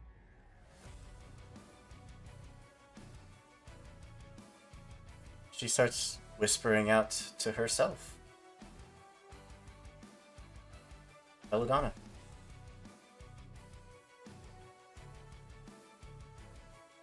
Are muted. Good. So you guys didn't hear me coughing. That's good. She's just gonna kind of watch this and, oh, thank you, dear. It's so lovely. Thank you for your help. And I'm gonna step forward and try to. All I really have is my dagger. I'm gonna hold on to my golden necklace, my memento, and just kind of start striking out at birds and try to have like kind of a back to blade so that I can be getting him from the other side. Yeah, absolutely.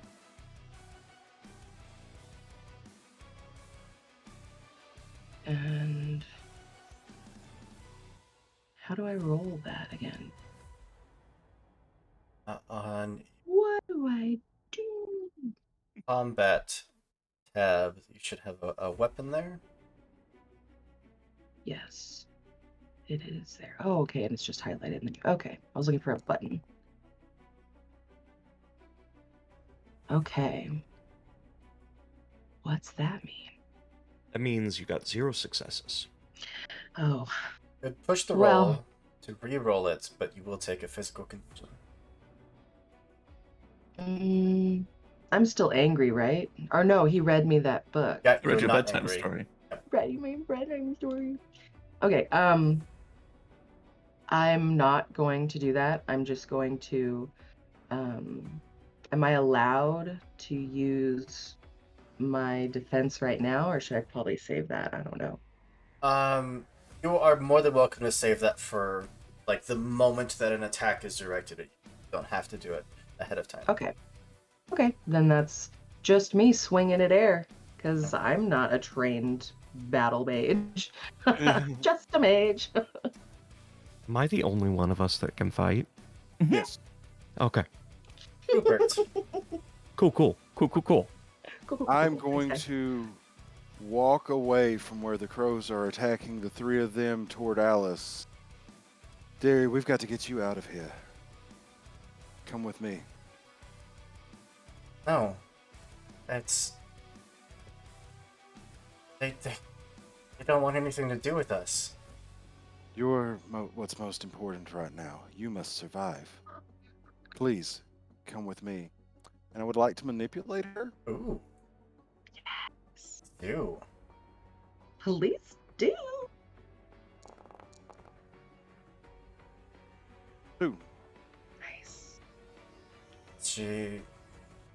to you, back towards the bodies, and that's taking a few tentative steps back. It shouts out, "It's not the birds, it's the bodies." Okay. Rupert, are you stepping back with her? Yes.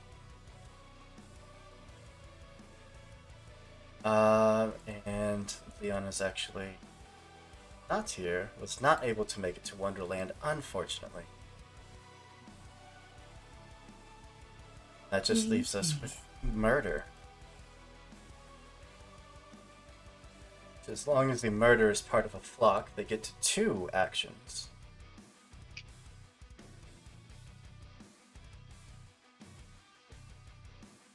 They are going to start encircling those of you that have kind of gathered at each other's backs. They're fighting at the center of this tornado of black feathers.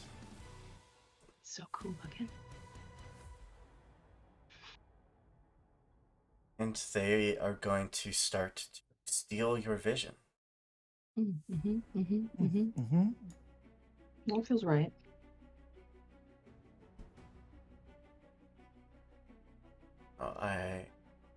Make sure that I know how magic works.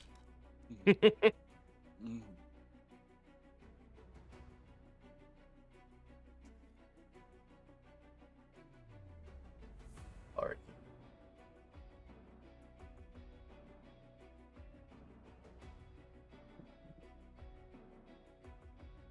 One thing that I was like, yeah, no, I won't need this. Yeah, I do. Every time. I'm just saying, that's always the way. Okay.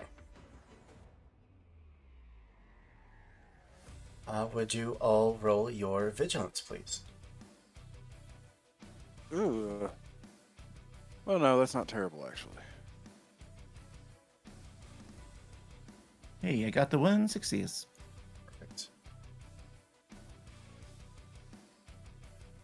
I hate to be the Why'd it one give that me bears 0? bad news, but that was my success. Damn it. I'm gonna push that roll because Nedley just got this site. He doesn't want to give up. So I'm gonna push it and try again. Oh, phew. Yep. There's that moment of that blackness of the feathers starting to seep into your eyes, starting to blot out the daylight. But you all just blink through it. Magic fades. Well, if magic won't work, let's go for a Talon. Surely that will work.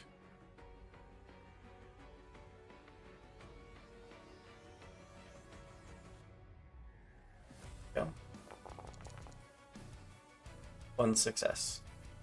They will just dart back and forth, scraping across each of you, digging into flesh, ripping off chunks where they can. And that is 1 physical damage. If you have armor, you can roll that. The number of d6 is equal to your armor value, and for every success, you negate a damage. And if you don't have armor? That is just 1 physical condition. Oh, that's bad. Okay. Is that to gold as well? No, not you. Okay. I have 2 physical conditions then. Nedley is battered. Yeah. Battered. They continue to swarm you. Even the ones you cut down, it looks like more feathers are just collecting on top of these bodies. More birds are rising up and rejoining the flock. Blade. Then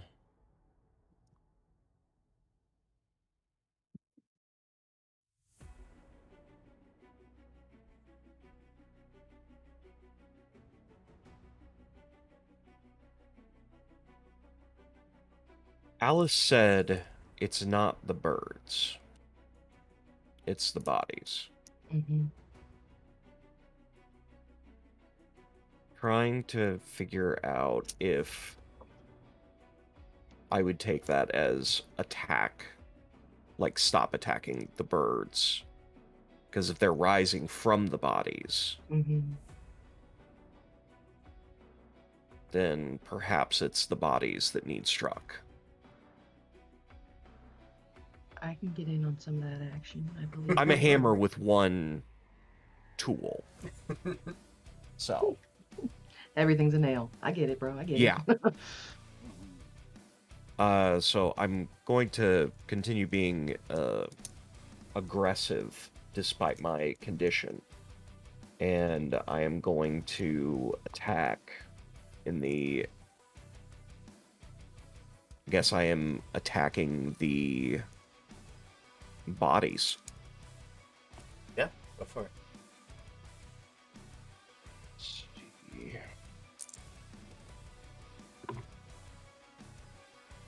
4 successes.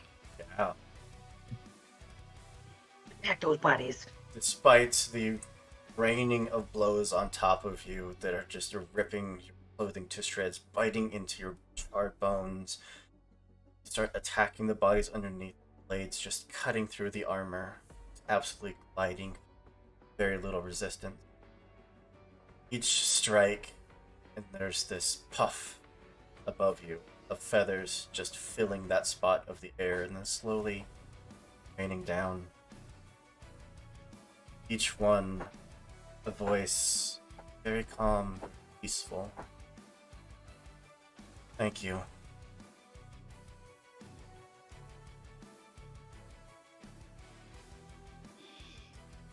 And Over I'll to- shout out, they rise from the corpses. It's over to Nedley. Upon hearing that, Nedley is going to follow suit and run behind and just sort of try and use his quarterstaff to whack as many corpse heads as he can. Go for it. Whack-a-mole. All right, here we go. Again, this is not his best skill. It's 2 whole dice and -1, so because of he's battered. Just a 1. Just a 1. Oh, precious Nedley. He runs up and hits a pumpkin. Never mind, that there's a pumpkin. But it still gives a satisfying. Uh-huh. At least there's the tactile sensation, right? Exactly. Absolutely. All right, Belladonna. You're getting geared up. You're just getting warmed up. It's fine. Oh, yeah, you're just practicing. So then Belladonna is immediately going to go into her stance and just just take it rather than trying to deflect any blows, and try to connect with as many of the dead as she can and try to, I don't even know how she would mentally, I don't think she can mentally extinguish their lives, but it says that you can cause spirits to materialize. Really doesn't say anything about it. It just says you can do it.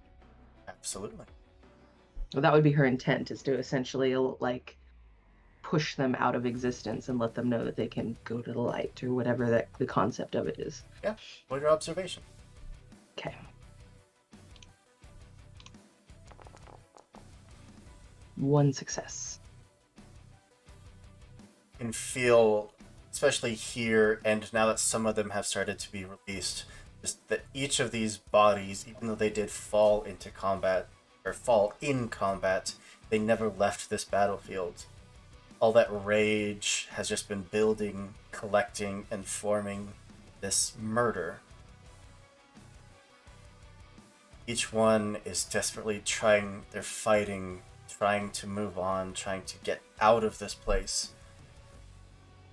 Can I make a mental pact? Can I do something where it's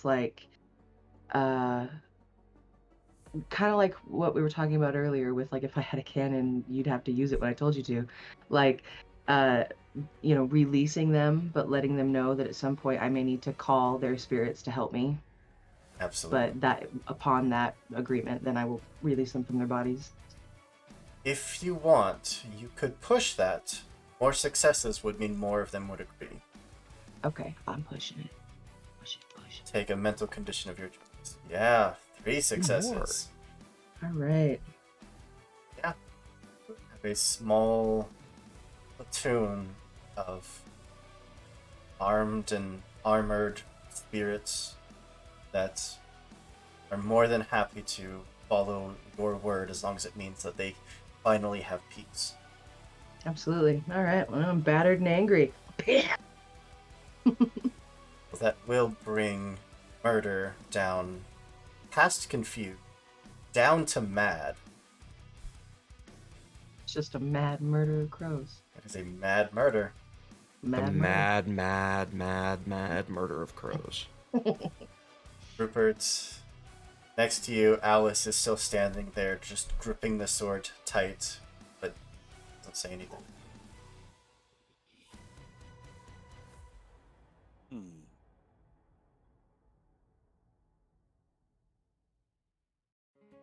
Can I get further down to where the battlefield was to try to see if I can find anything that happened there? It's pointless for me to hit anything. Yeah. So, what are you looking for? any signs of what caused this battle, why it happened, anything that could be possibly used to our advantage as far as the circumstances of what we've come across? Yeah. Roll your vigilance. Or you know what? Vigilance? Investigation. Okay.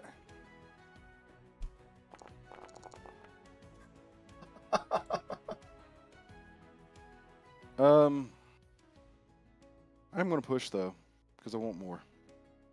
And he will become frustrated that it took him this long. Dag nabbit. Okay. Send you a message. Okay. Whisper.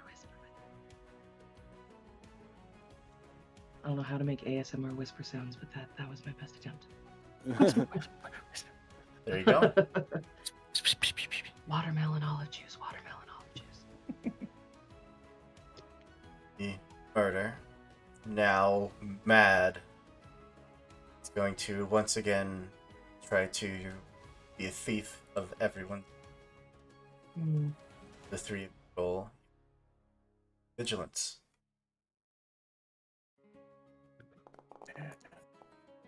One success. It is fine. No successes. Deadly less so.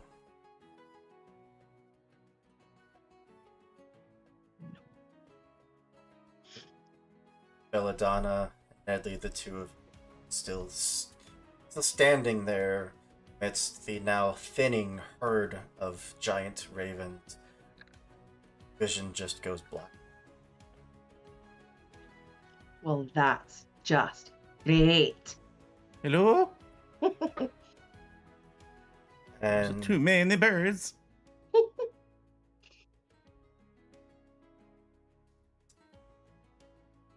gonna go for a night shriek for their other action. Yeah, they are. So I actually need observation from all of you against the excuse me, sorry. How does observation work if you're blinded by the birds? Observation is more about feeling emotion rather than Okay. seeing. The name is kind of misleading. You're right. But they rolled One 3 success. successes. 3 successes for Nedley. Nedley on is observation. fine. Your emotions are your emotions. As scared as you may be, they can't frighten you anymore. Okay, great. Same thing. You can't see the birds. It's out of sight, out of mind. You two are fine. Blade Is the one success still? Take 1 point of mental damage because that is considered a failure. Oh, well, I've been pissed off the entire time. That's fine. He's just even more irritated now. And if you try to take an action to run or flee, take more damage. But that's them. Why would I flee? Blades, what's left of the murder is furiously swirling around you. They're trying to push you back from the last of the bodies, but your turn. Okay.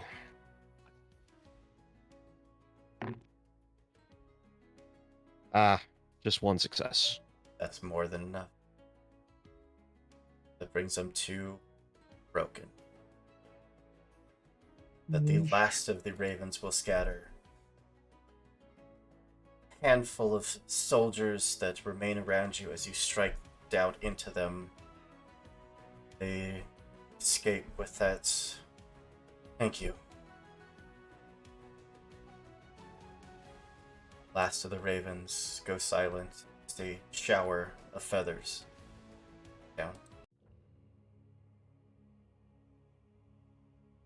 I need you to know that all I was thinking of this entire time was the mutilate the bodies munchkin card that lets you go up a level for mutilating the bodies. Yes.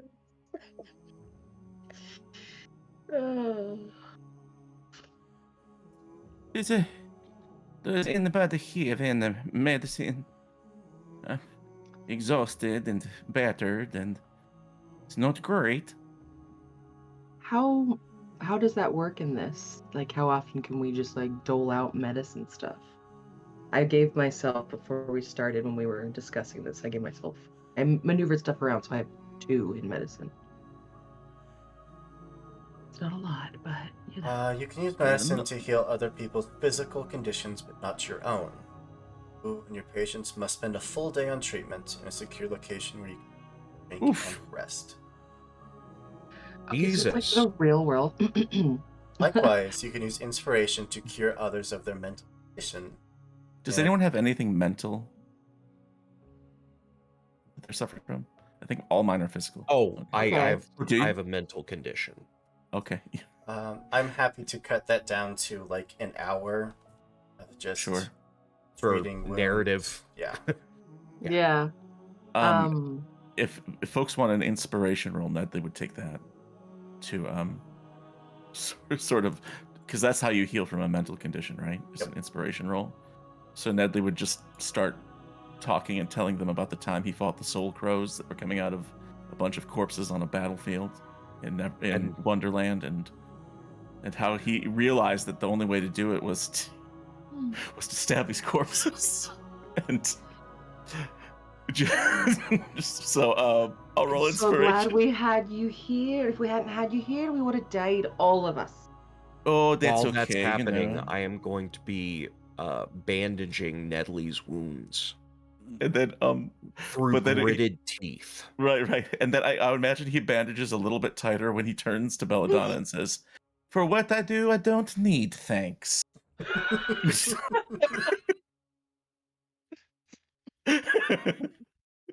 Here comes the roll. Yeah. For inspiration, 3 successes. Yeah.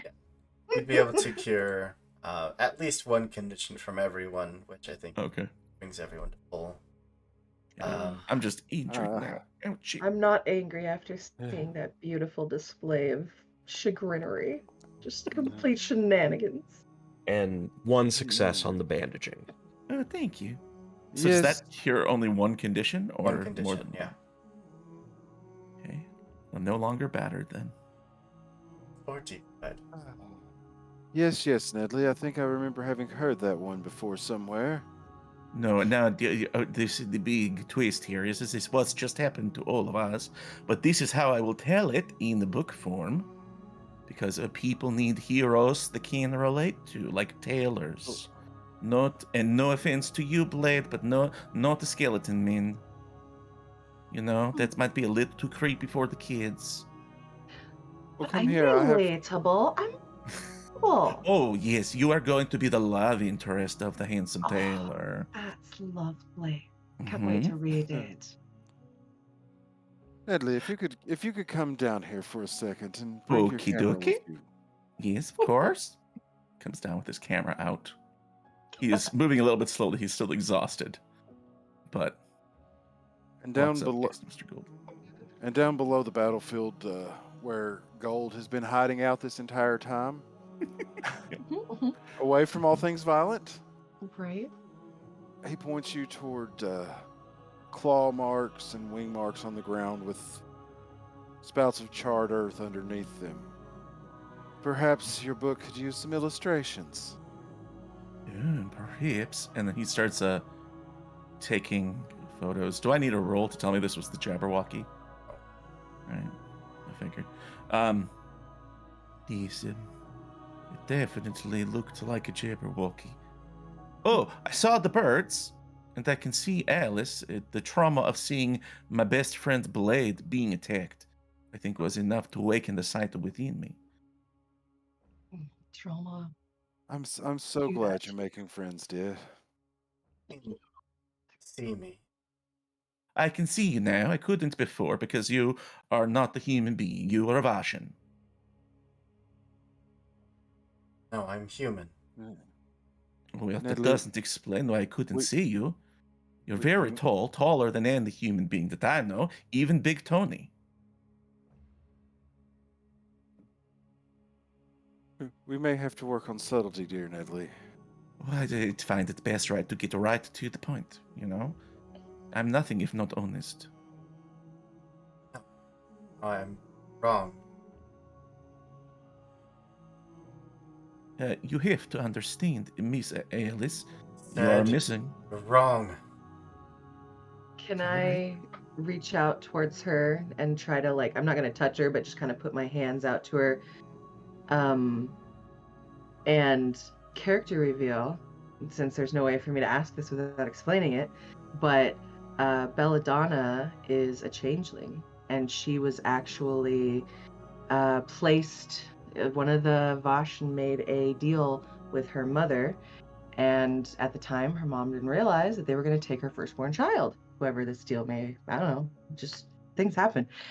And so I was placed instead of the child, and so she had to raise me knowing that I wasn't her child and that it was her decision that had made that happen. That's fucking traumatizing for a kid. But anyway, so knowing that I am essentially like, I guess I would be like a Vaesen human morph. Like there's something about it that there's that connection. So I want to like reach out and try to see if I can feel that inside of her. If I can feel humanity, if I can tell if like what might be happening there. I feel like this is the only roll that you've made so far, but observation. It's just I put a lot into observation, so it's what your character's built around, it's what she's good at, so yeah. That's a 1. You just feel this absolutely bottomless pit of rage. Absolutely a feeling of Vaesen there. Mm-hmm. And she is in complete denial of it. Okay. All right, well, that's not what matters now. What matters now is that we get to a safe spot where we can have a talk, figure out what we're going to do next. Let's all relax. Nobody's anything, right? Let's all just go have a seat. I just want to like try to like get everybody to get off the path and out of the midst of what's left of these corpses. If Jabberwocky was here, it made those marks. You can follow them. This battle isn't too old. I guess that is kind of why we're here. I mean, I need time. Time for what? I can't fight in this condition. We do need rest. Can I try to see if there's anything around us that's still standing that we could use as some kind of a shelter? Yeah, there's an abandoned farmstead not too far. Then I would try to like guide Alice that direction and just lead her there, hoping everybody's gonna follow us. We'll definitely follow. Yeah. Cool.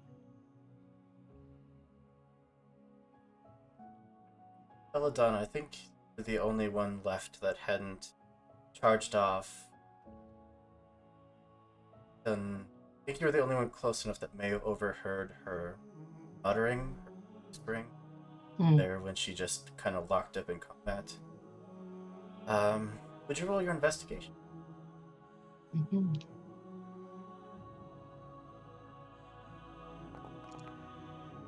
No.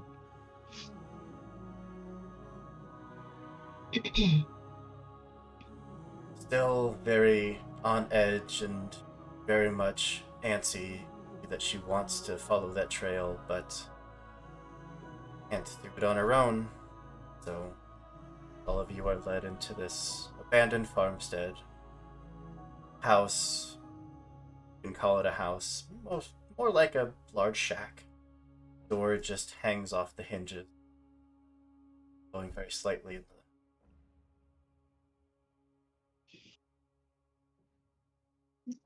Belladonna would immediately try to start making it as homey as possible, trying to clean the dust off of stuff and just trying to get space for us to all kind of like be able to spread out and tend to wounds. And I'm not sure Alice would probably, is there a space big enough for her in here or?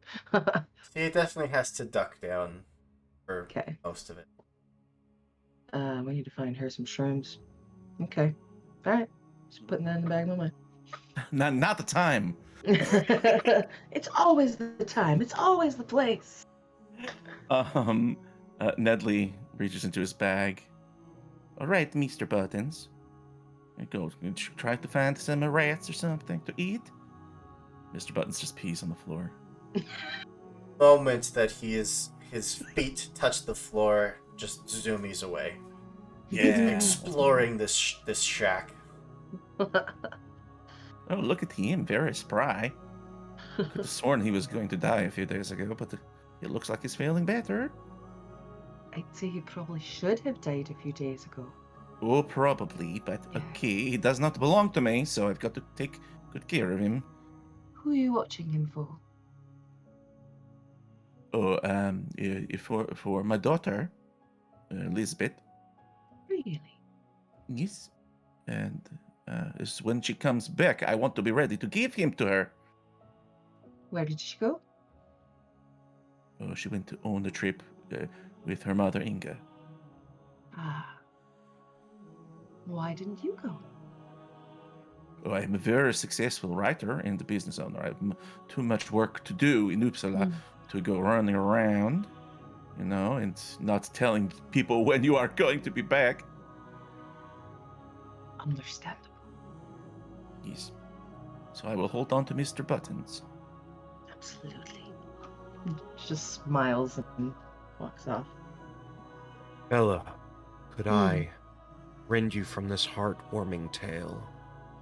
It's okay, Blade. I'm glad that you're here to hear it. I feel like we are being vulnerable with each other. Yes, we're all opening up. Yes, but you can't open up because you're already open, buddy. I see all your clavicles and your rib cage. All right, so the thing we're going to have to work on here is Yes. something that my dear beloved mother once said to me. You don't have to say everything that comes into your mind. Oh, okay. It's I know, but sometimes it pops in there, and you don't have to let it come out. When I wrote my book, they tried to give me an editor, and I said no thanks, because I can edit my own thoughts. Can And, you? Meh. Let's try. And she just grabs Blade by the shoulder and just kind of leads them to a private corner. Nedley goes over to sit in a corner and write in his journal. I didn't know I could be this injured. I was a bit surprised myself. Looking at you, you wouldn't think. But is there anything I can do to help? Just bandage what you can. I don't know what else there is.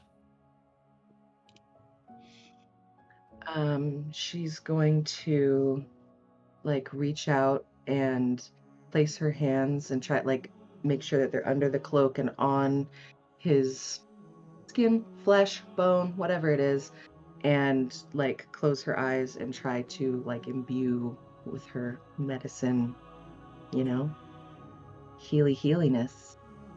Those heals, them good heals. At least one success. I have something to give you. I can give it to you out loud, or I can send you a private message. Go ahead, yeah. You can say it out loud. Yeah. It's the bones, the structure of Blade starting to heal. The charred remains are starting to cover. Burns are getting less severe. Body is physically healing. As she does this, when she recognizes that it's getting to a certain point, she stops and makes as much eye contact as she can. And I won't change who you are or anything about you. I just wanted to help in what way I could. But if you're ever interested in exploring some healing rituals, we could make some and see what we could find. If you're ever interested. And then she's just gonna start like using a bandage to start wrapping any of the other stuff that, she sees. Cleaning off some blood and, doing like the mom. Get it off there. Yeah, you can mark off one of your physical conditions. Still battered, but, in the middle of a deep fry. What can I say? Alice is just pacing, staring out the window towards the side of the battlefield, back and forth.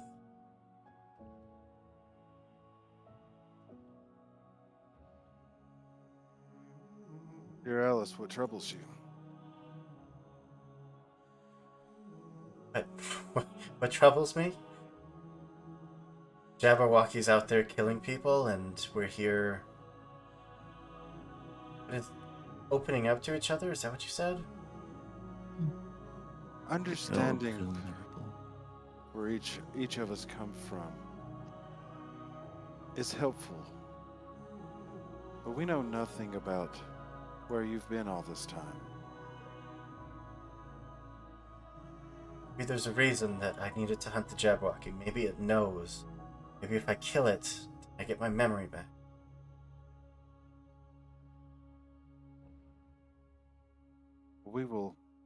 We'll take care of that for you, but calm for now. We'll leave once Blade is ready. How do you know him? Know them? But side by side, too many times to count.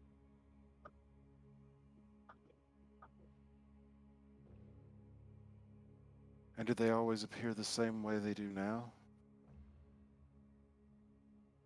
No, I don't think so. I recognize the feeling of them, not the look of them. Thank you, dearie. Rest now. We'll leave soon. I need to rest. I'm fine. And Gold's going to walk outside of the building and just kind of relax there. And if you're fine, I'm ready. Good. Ready to say that I don't remember you quite like this. Neither do I, so I guess that makes it even. No. There has been something wrong since the beginning.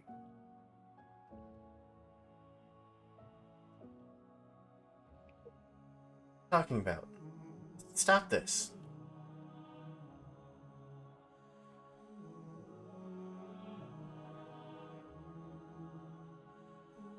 You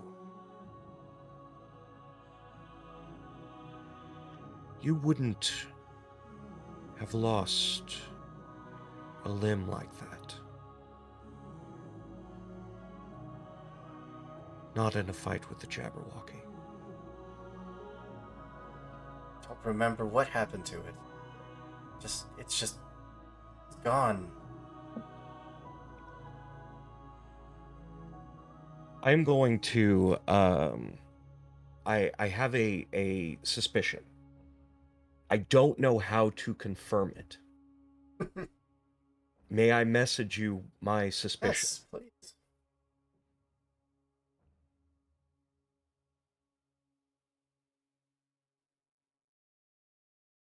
I'm not suspicious at all. Nedley says to Alice, prompted by nothing. I tend to believe people and the stories they tell. Why would they lie about something like that? Especially if you put it in a book, everyone would believe it.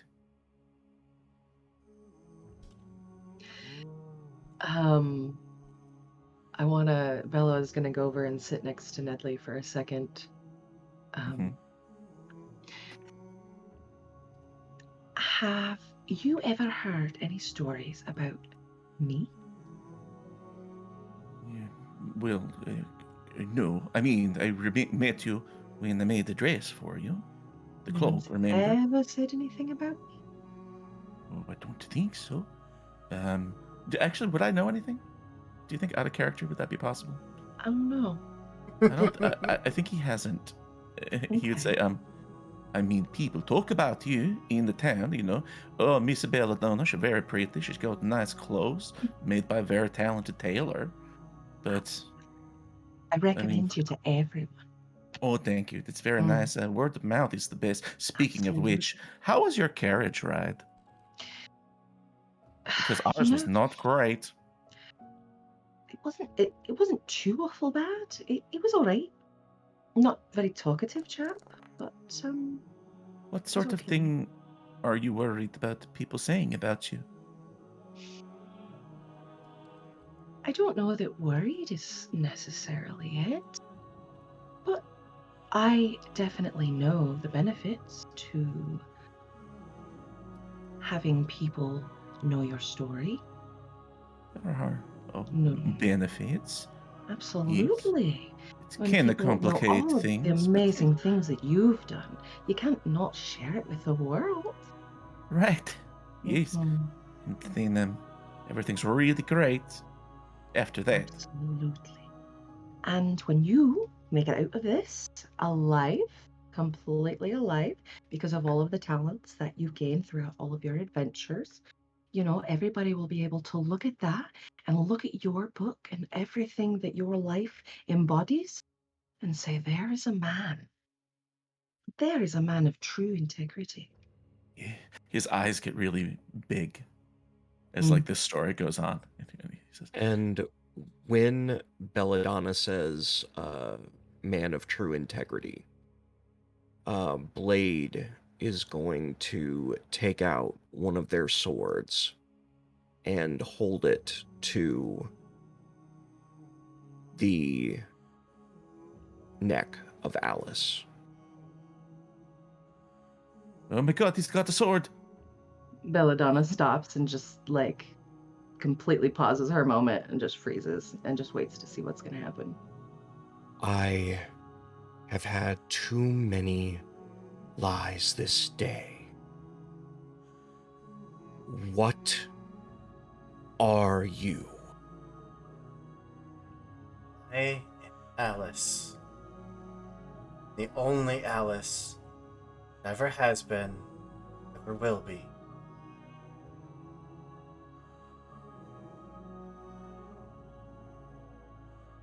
Know that. You can feel me just like I can feel you.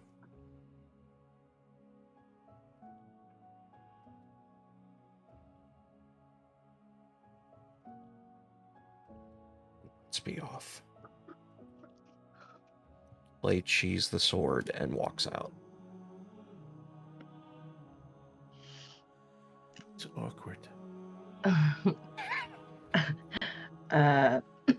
Bella's gonna pull out her crystal ball and just staring at Alice, whether she looks back or not, making that contact. I want to use the crystal ball to see if there's a version of the truth that she's not telling. It says you can use observation to search for clues. Yeah. So I just want to see if there is a version that she's not telling. Is there? And I didn't see this in the system. Is there a way to assist in any way? Yes. Like I'm thinking that if Nedley sees her doing this, he would go and try to distract Alice by talking to her and drawing her attention away from what's going on behind her.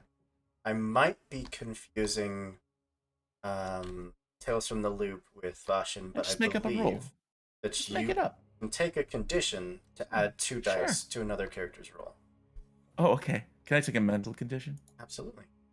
I'm going to take angry.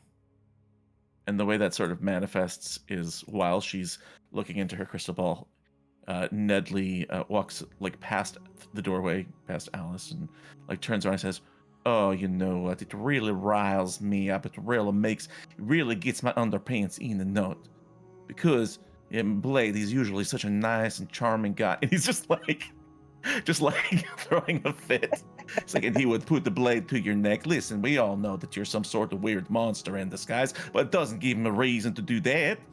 And he's just pacing back and forth.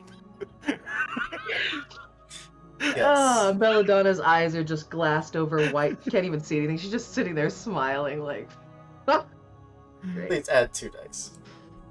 Okay.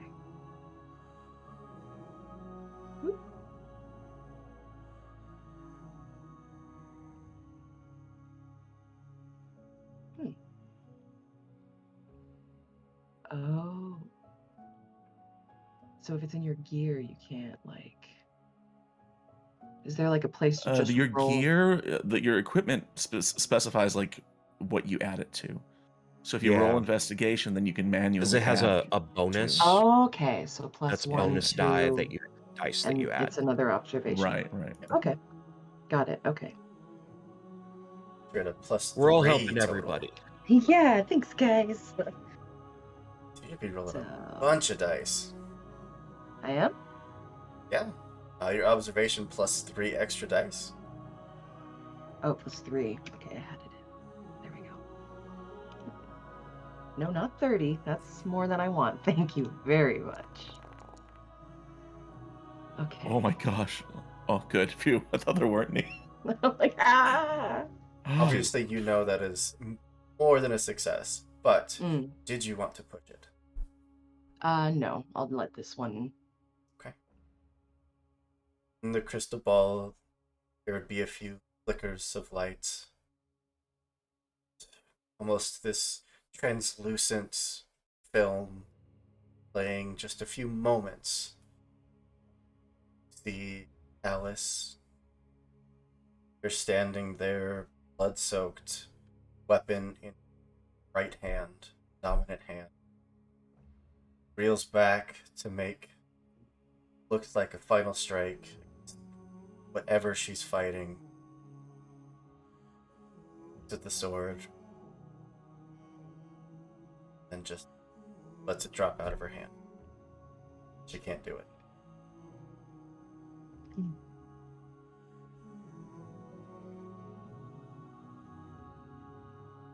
Okay. So I'm gonna come out of that and stand up, and just like place my hand on Nedley's shoulder so that he knows like he can stop berating Blade for no reason. He goes for a few more seconds and All right, dear. Well, we've established that you're human. But I've also established that you've given up. And I just want to stare at her for a minute. You may not think so now, but you did. And I can explain to you in some detail at some other time that choices that we make have repercussions. So you might need to rearrange a few things in your brain before you get us all killed on our next little mission. Let's go. So just kind of like say a word. Okay. I'm just gonna walk out. Yeah, she's immediately behind you. Rupert, you'd see Blade walking out, followed shortly by Belladonna, Nedley, and then Alice last. Rupert would be sitting on the fence leaned up against the building structure there. Well, what did we come up with? We're all half battered, half baked, mostly undone, and we're gonna go kill a Jabberwocky. Would you like to come? I wouldn't miss it for the world. Didn't think so. Good. She just starts taking off walking. Nedley says, "Oh no, Mr. Buttons!" Runs back to the house and gets the cat, and then catches back up. He's like hiding under a bed somewhere. Yep. I want to hang back with Gold and wait until everybody's kind of taken some paces and explain to him, you know, I know we've had our differences. I know we've had our squabbles. Never. No, never in the public eye. But, and then I go through and I explain everything I saw in my crystal ball and my interpretation of what it means. And as, I don't know, maybe an offering, I would like to ask your opinion on what I saw. So it appears that dear Nedley's wrong and Alice isn't one of us.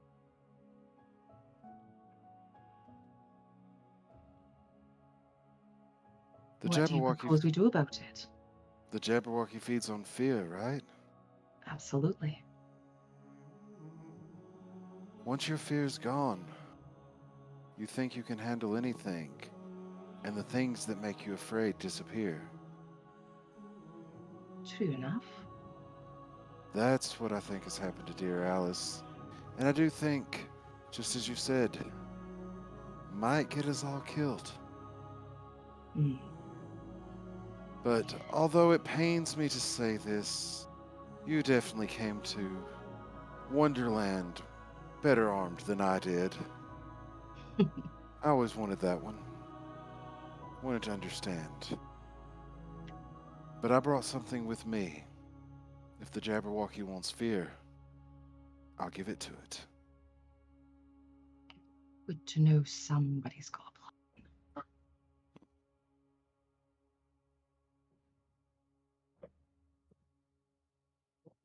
Alice storming off near a near jog almost towards the location the markings were. Just looks over it for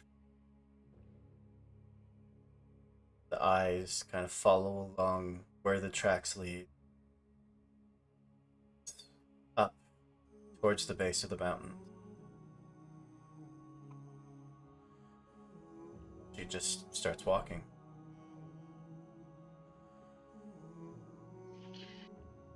Hike up my skirt and start climbing to the best of my abilities.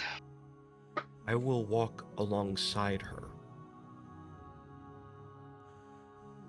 And as we're making our way, I'm going to slightly drift to the back of the pack. Reach into my bag and pull out a small ragged doll and a bottle of extremely strong poison. And coat the doll, slowly letting it seep in to every fiber of it.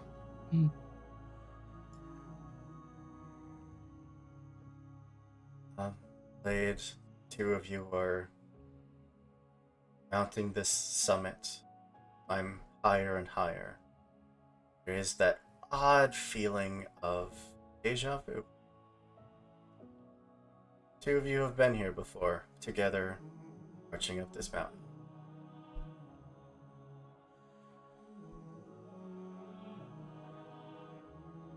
I don't say anything directly to her, but when I get the feeling that I know the way, I take a stride forward and start leading the group.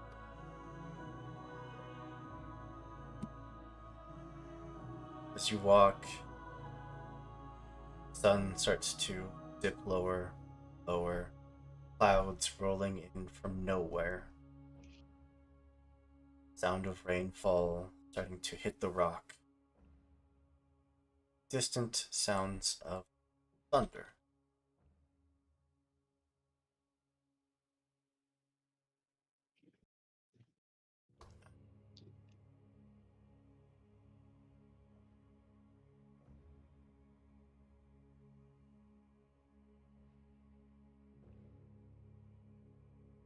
Okay. Mr. Buttons is not going to want to get wet. No, he does not like many things. He's a very disagreeable cat. You'll find most cats are disagreeable. And can we start making another observation of surroundings to see if there's anywhere like, well, wait. Never mind. Go ahead. I'm gonna look at something.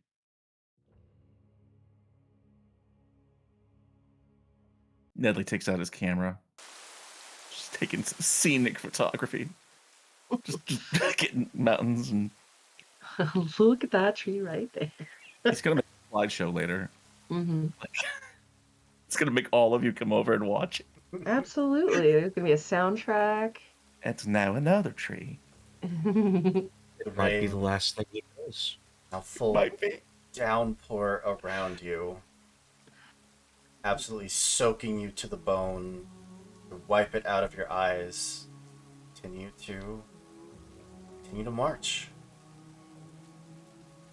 till a crack of thunder illuminates part of the mountainside ahead of you. The marks where flame jetted across the stone, the deep incisions into the stonework, into the mountainside, where claws and teeth rain down. There's cuts as if from a sword. Your battle has already happened here. I'm going to walk up to the wounds of the previous battle, and I will put one hand up,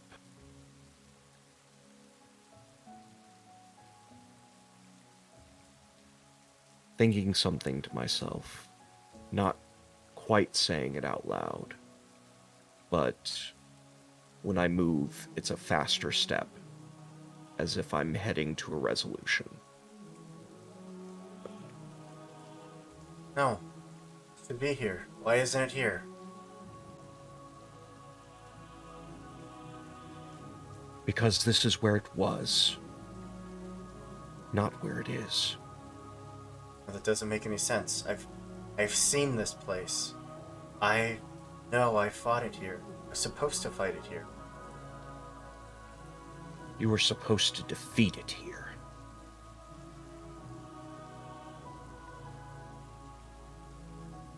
Couldn't. Remember. No. Couldn't. That's right. Because it would have broke you. I killed the Jabberwocky. Died with it.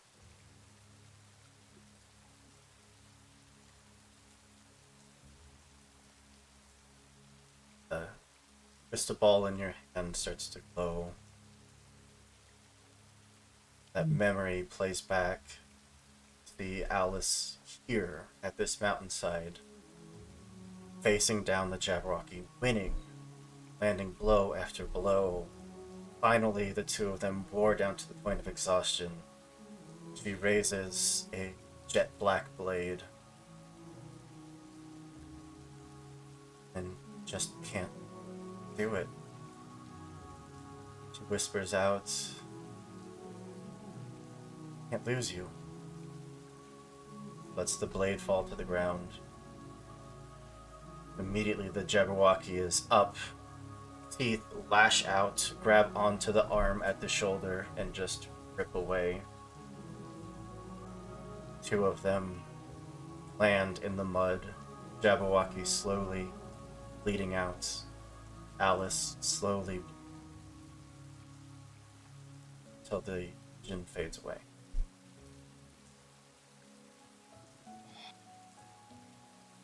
Let's finish this.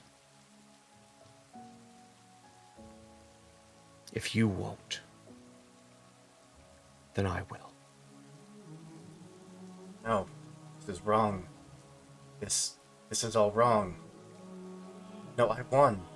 I know I did. That rage is just building and building more and more. He grows another foot or so. Skin starts to go hard and rock-like, turning red. He grows, the voice gets deeper, till it's this just growl of fury and pain. She continues to grow, eventually having to lean over as wings start sprouting out of her back. A tail from behind her stretches out. Just lets out a roar of pain. Right arm still missing. You did win. But not this time.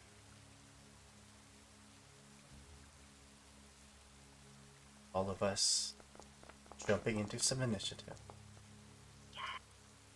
Rupert, first. You want fear? Take the fear of a child, stolen from the only world he knows, left to cut every deal he could make, just to get back. And I hold out the doll from when I was taken. She screams out, teeth absolutely just gnashing at the air. Takes 1, 2 cautious steps towards you. Would you roll your agility? Sure will.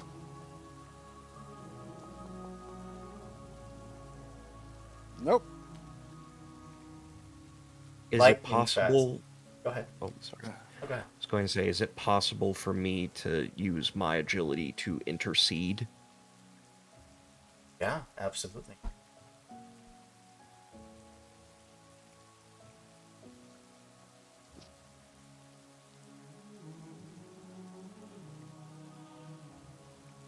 One success. As the teeth lash out, you just dart up in between, shove the hand out of the way as they come down on the doll where the hand was, rake down along your chest, the teeth physically burning against the bones. Take a physical condition, please.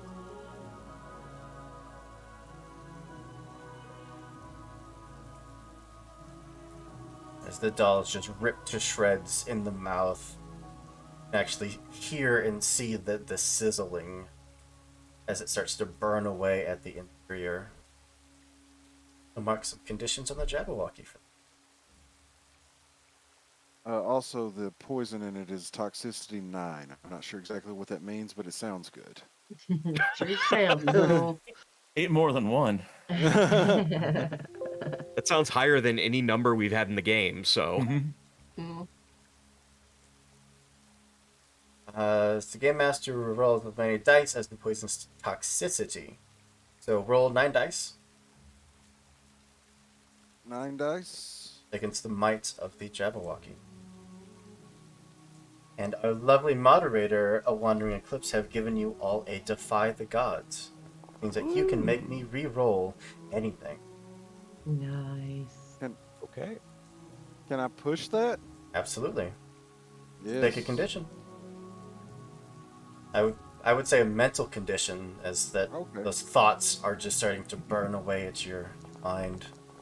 Well, no, not much better, but better too. And I will become angry.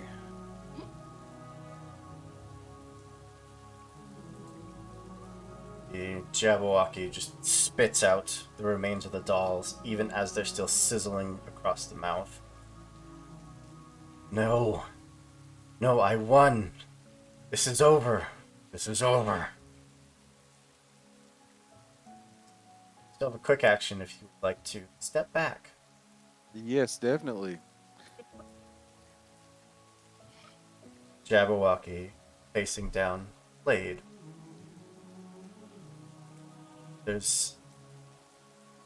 absolute fury in her eyes until she meets yours, and then it's just sadness.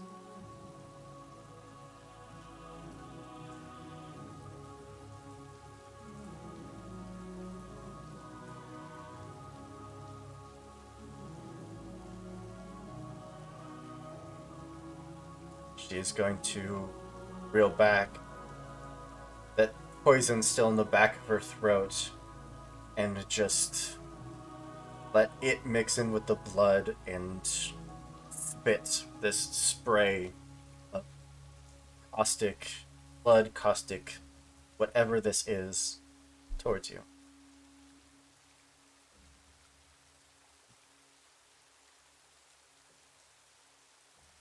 Righty then. Mm-hmm. Do you have any armor? I think I do not. that is 1 physical damage, and next turn you will take 1 more. The acid just starts eating away at you. Okay. That's it. Headley. Yeah. I think Nedley sees all this happening and all these exchanges and realizing what's going on, and also not to mention he sees the Jabberwocky for the first time. You know what I mean? Like, Yeah. And that's something.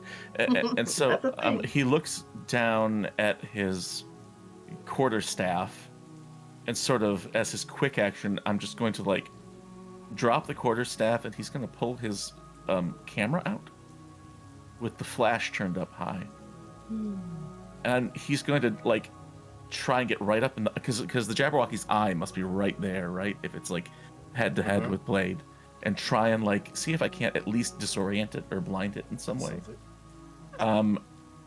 And so I don't know what you want me to roll for that. Typically for camera stuff, I'd roll investigation, I think. Works for me. Okay. Here we go. I'm -1 because I'm still angry. You take this, you. I'm very angry. 2 successes. Absolutely. The Jabberwocky reels back with a beyond furious growl. That moment of weakness where Alice was still there and still felt sad and felt something, just absolutely cut short by the sudden flash in her eyes. It still has to take a few steps, head just whipping back and forth, trying to clear the vision. Brought her to spiteful. That's right. Got the right tools for the job. It's a camera. Belladonna. I can just see his little moment standing there with like the light behind him. You just got to have the right tools for the job. He holds up his camera. Oh. Belladonna. Okay.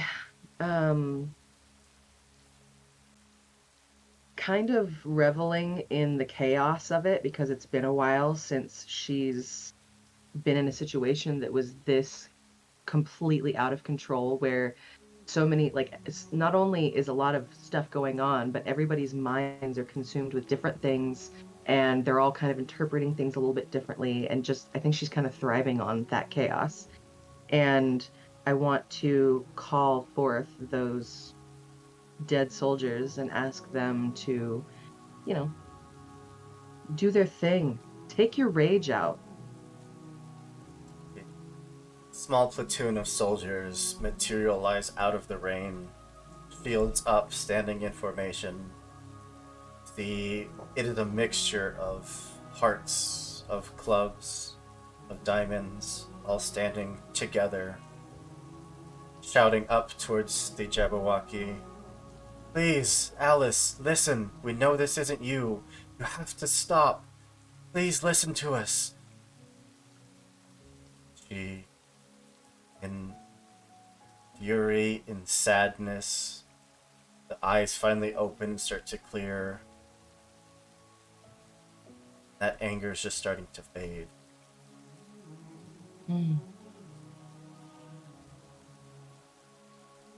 And you also have a barrier in between you. Okay. I want to probably take a couple steps back and say something to the effect of, I absolutely understand having done things you couldn't possibly imagine.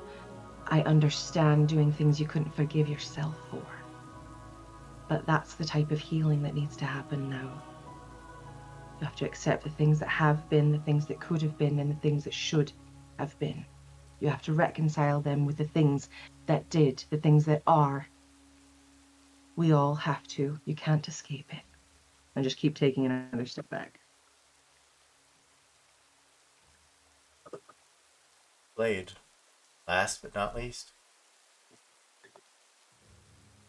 I am going to look up and say,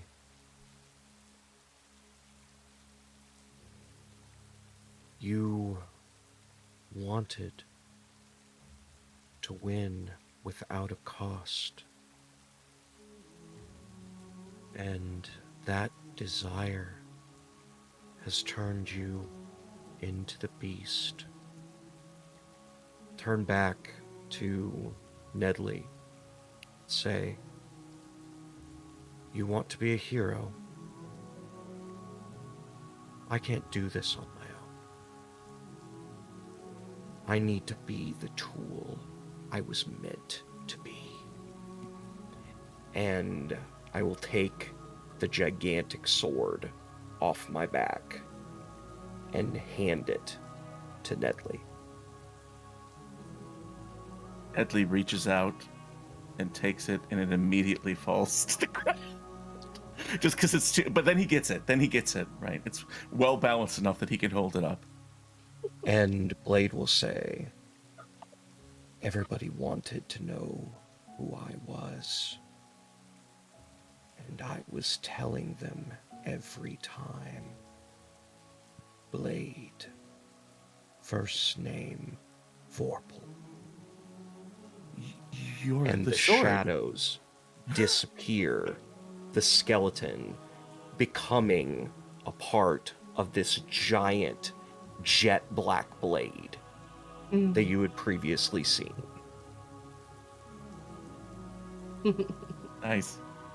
And as Nedley would be trying to attack, the Vorpal blade would be changing its balance to make it look as if Nedley is a master swordsman. The shadows moving where they need to dip and come back up and make him look as if he has been a swordsman all his life. But really, the blade is leading this dance. And with that, I would like to attack. Yeah. Nedley, please add your attack dice to the blade's attack dice. Okay, I mean, you get 2 attack dice from me, Nedley. That's fine. Every little bit helps. So I'm gonna do a few things. Just a few. First of all, I'm going to use my robust feature to ignore the fact that I have all of the physical conditions and still be able to roll my full dice pool. Nice. And then I'm going to use my or not my dark secret, but my advantage. For +2. I know how to kill the Jabberwocky because I am the way to kill the Jabberwocky. And I am rolling 13 dice. And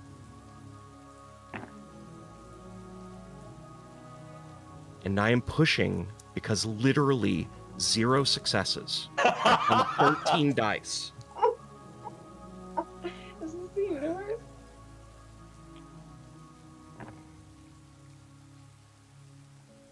That's more like it. 7. And Nedley yells out, "You sneaker snake!" Like that. Is that your battle cry? It is. Well, that's the sound that the Vorpal blade makes. Sneaker snack. That's what it makes in the poem. I love it.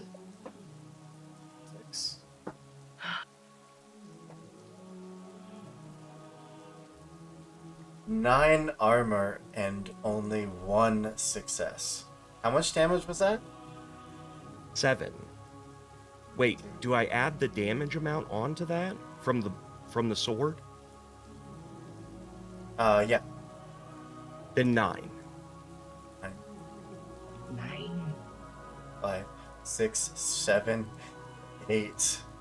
He has 8 conditions. So your physical conditions are maxed out, right? Yeah, I am at broken. Simultaneously, the blade jutting up into the Jabberwocky. Both Alice and Blade breaking. In order to slay the Jabberwocky, the Vorpal blade break. Why Alice wouldn't do. Her only and best friend in the world, she was not willing to sacrifice. She became the thing that she hated. And now, all of you drenched in the rain, blood pouring out of this creature. Scales just start to slide off. The form shrinks. Blood-soaked blonde hair just pours out over her, blade still firmly through the abdomen.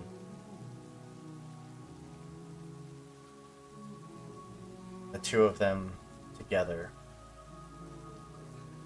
collapse to the ground.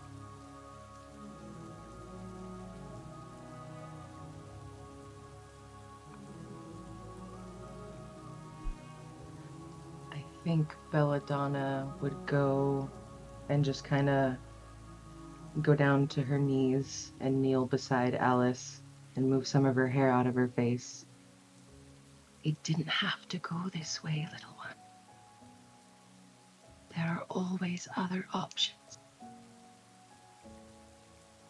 And then I'm going to take out a little glass vial, and I'm going to collect some of that blood, and I'm going to close the tinge and put that away, and then get up and leave.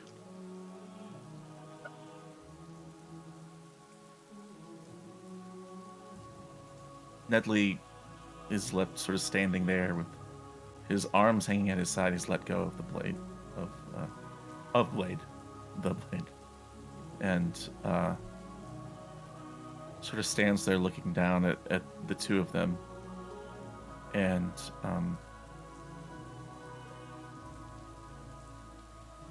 says, "You did say it all along. You were the right tool for the job.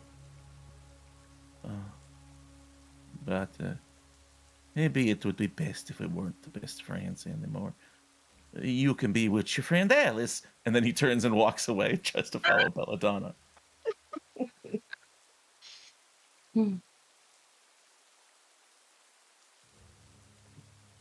Gold.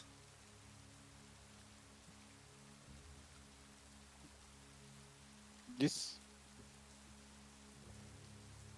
Two of them lie there, blood slowly being washed away by the rain. What would you like to do?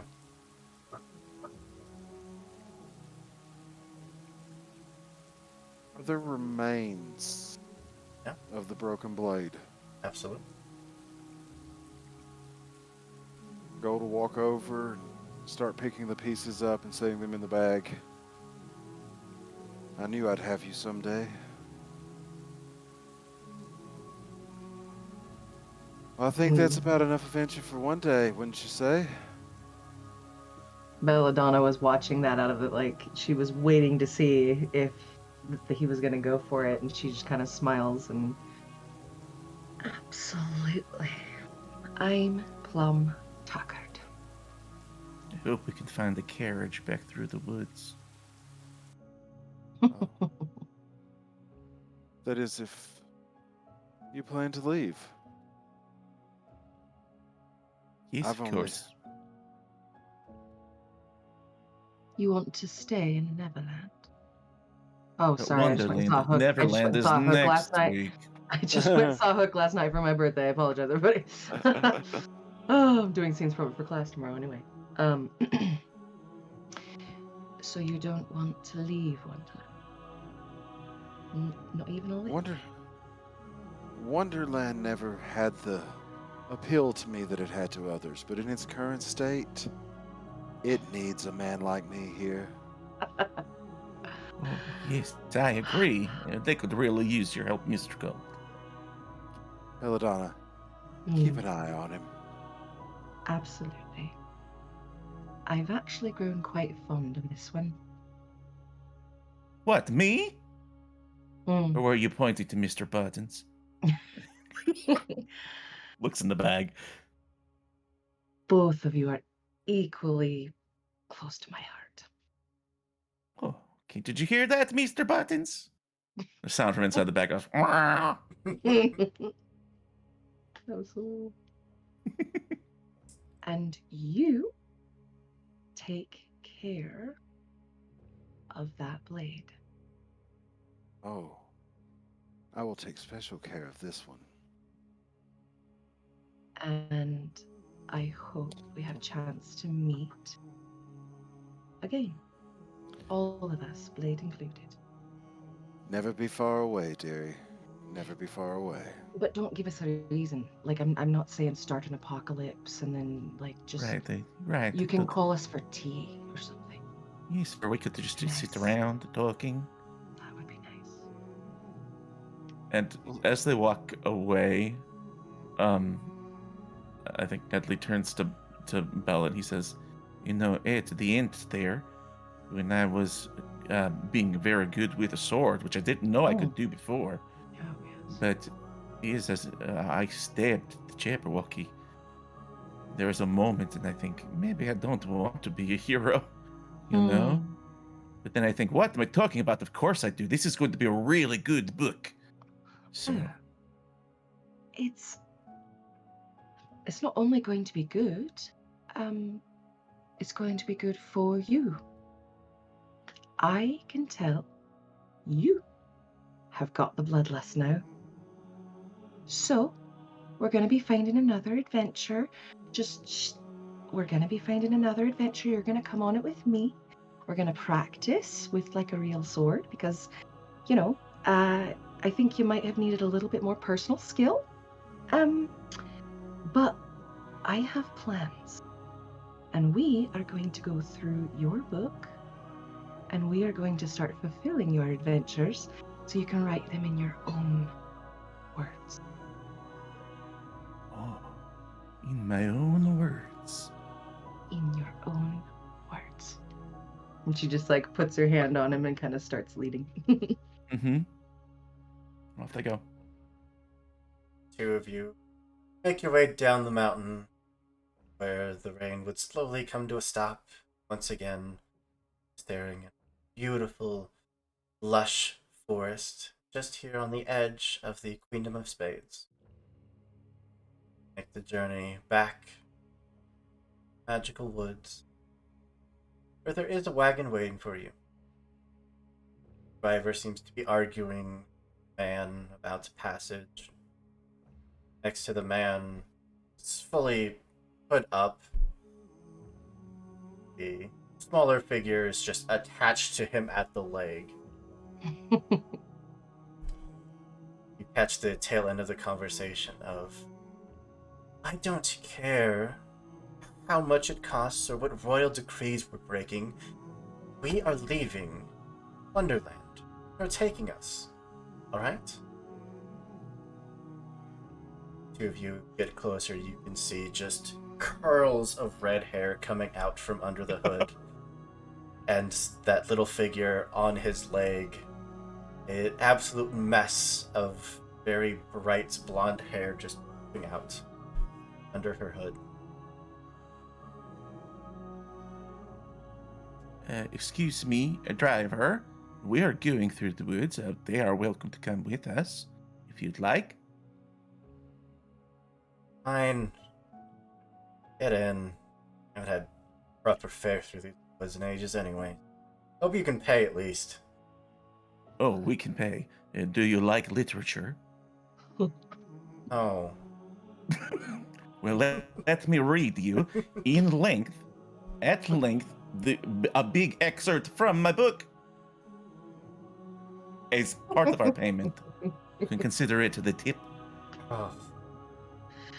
Queens, help me. I'm gonna, while he's like sitting there just reading off his beautiful prose, I'm gonna lean forward and just kind of, I never got to use manipulation, and it's not gonna matter because I'm not gonna roll it, but I'm gonna use it now, and just start like telling him about all the things, all the journeys he could go on, all the money he could make, all the riches he could have if he became a driver for an adventure troupe. And I'm just going to kind of start weaving this into his brain, and maybe you need a new vocation. Maybe I can give you one. I'm just spitballing here. Young blonde girl is eyes wide, just taking in every single word. But Rupert Gold, staying Wonderland, would have a very different visitor waiting for you at the bottom of this mountain. Queen and her royal entourage, Queen of Spades, waits you. Start to approach, she hops off the horse, takes off the helmet, starts walking out to meet you. Hello, my queen. You have something belonged to a very good friend of mine.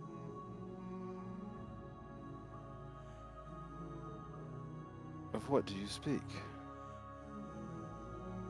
There's no need to toy with words. I'm not your enemy. I'd like to be your friend.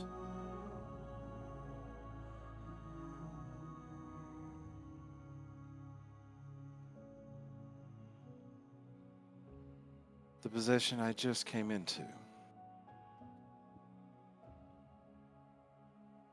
I'm sure we can make a deal. Good. Perhaps... Go ahead. Perhaps a small bar not far from here could use protection and supplies.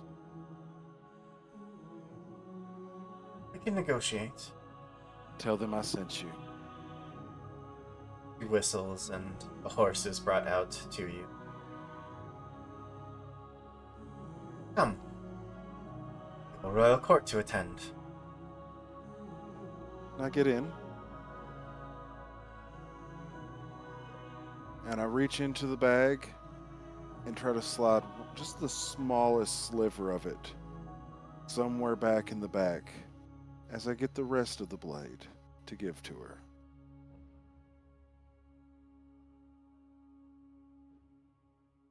With that, we're going to put an end to tonight's one-shot, Vaesen.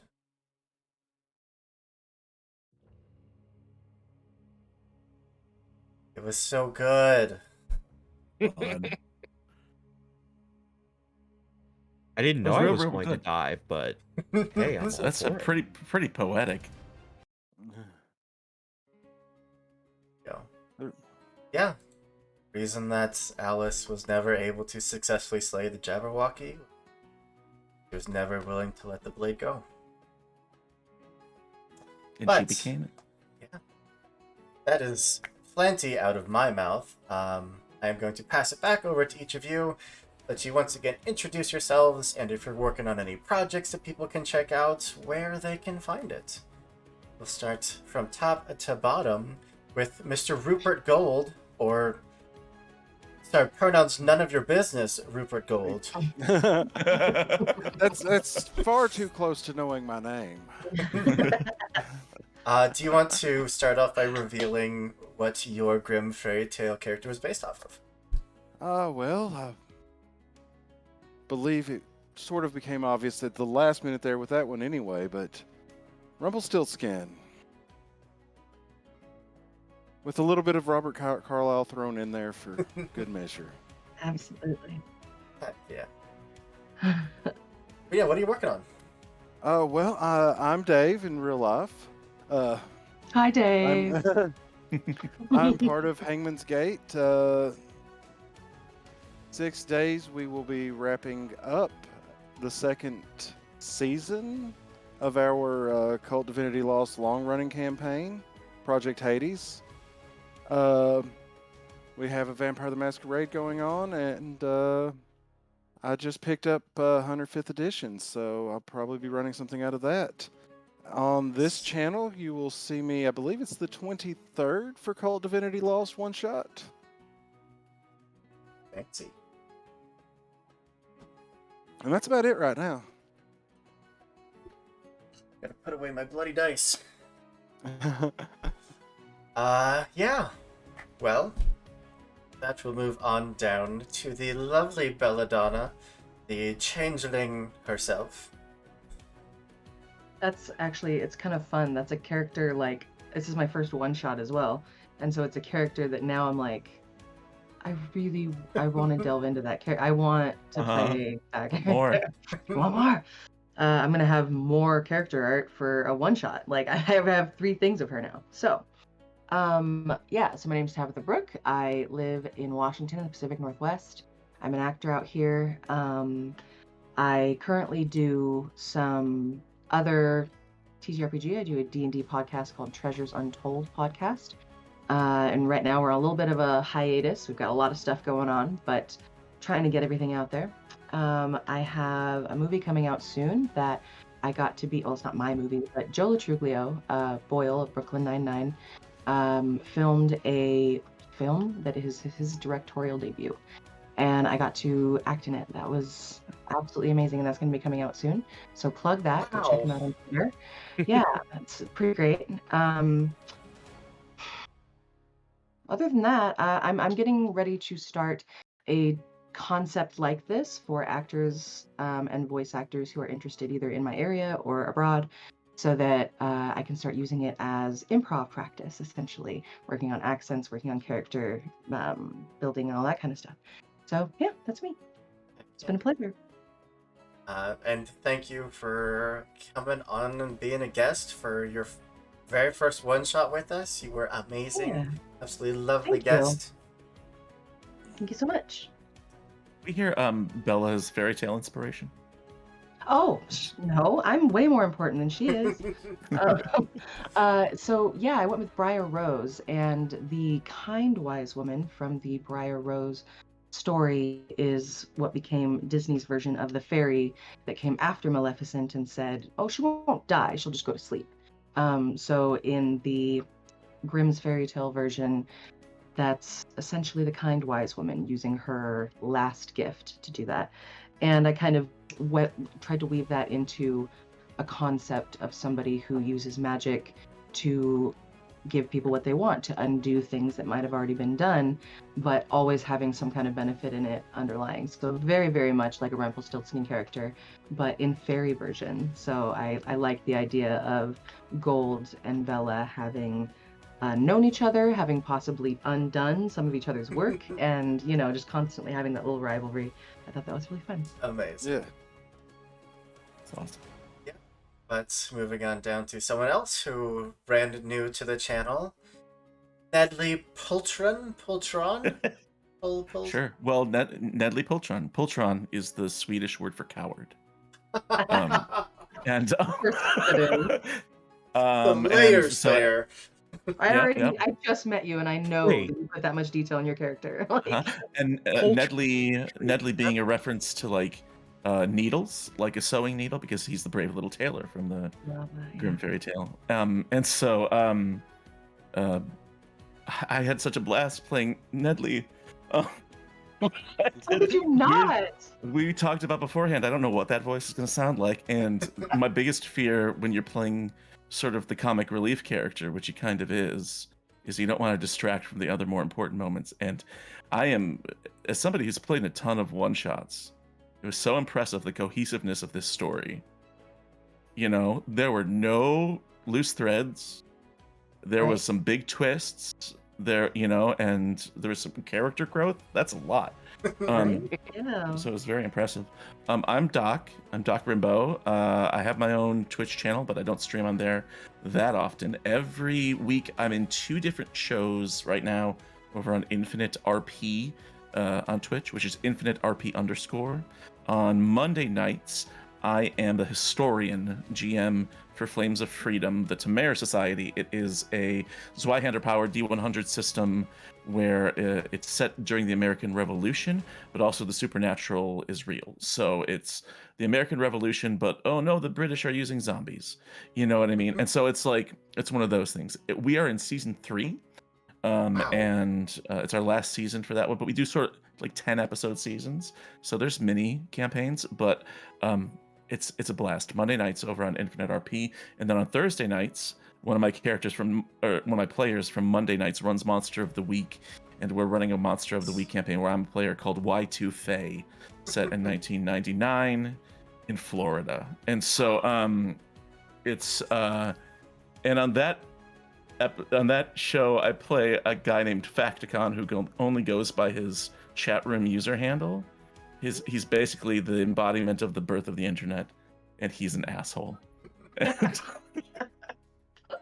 yeah, that's me. I'm Doc. Thank you for having me. It's been so much fun. And of course, next month, all the one-shots here with all of us, almost all of us, and I mean, anybody who wants to play in them. Sure. It never really came up because no one really looked at your cat all too closely.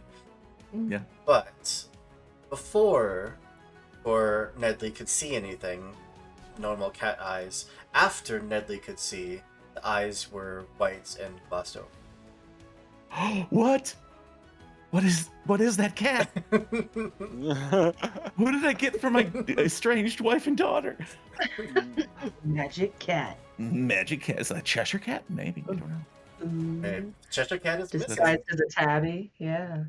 I love that. And then we get one last camera shot of the cat sticking its head out of the bag with white pupilless eyes. I don't know why I pictured this, but I pictured it as one of those cats who like can't keep their tongue in their mouth. They have like that. Absolutely. Yes. Yeah, 100%. But yes, over to the individual who messaged me and was like, hey, I have this crazy idea for a character. Let me know what you think. Take it away. I think we all know who your character was based off of. Yes, my character was based on the Vorpal Blade. And I like to think that their deal was that they would be free after this, and that the shard that is now in Rupert Gold's possession has no value whatsoever. It's just a normal piece of metal. But that's my headcanon. What's yours? I am Sin, Synthetic 20. Synthetic 20 TTV on Twitch and Twitter. I am an Eldritch Nightmare. I write horror content for TTRPGs during the day. And then I play cozy games in the afternoon. I used to say at night, but I've switched to afternoons. I'm actually coming back next week. So if you're wanting to have something in the background of your life, then you can have my channel to turn to. As far as TTRPG stuff, I am a Ronin there as well. I'm looking for a long-term table and playing as many one-shots as I can get my hands on before then.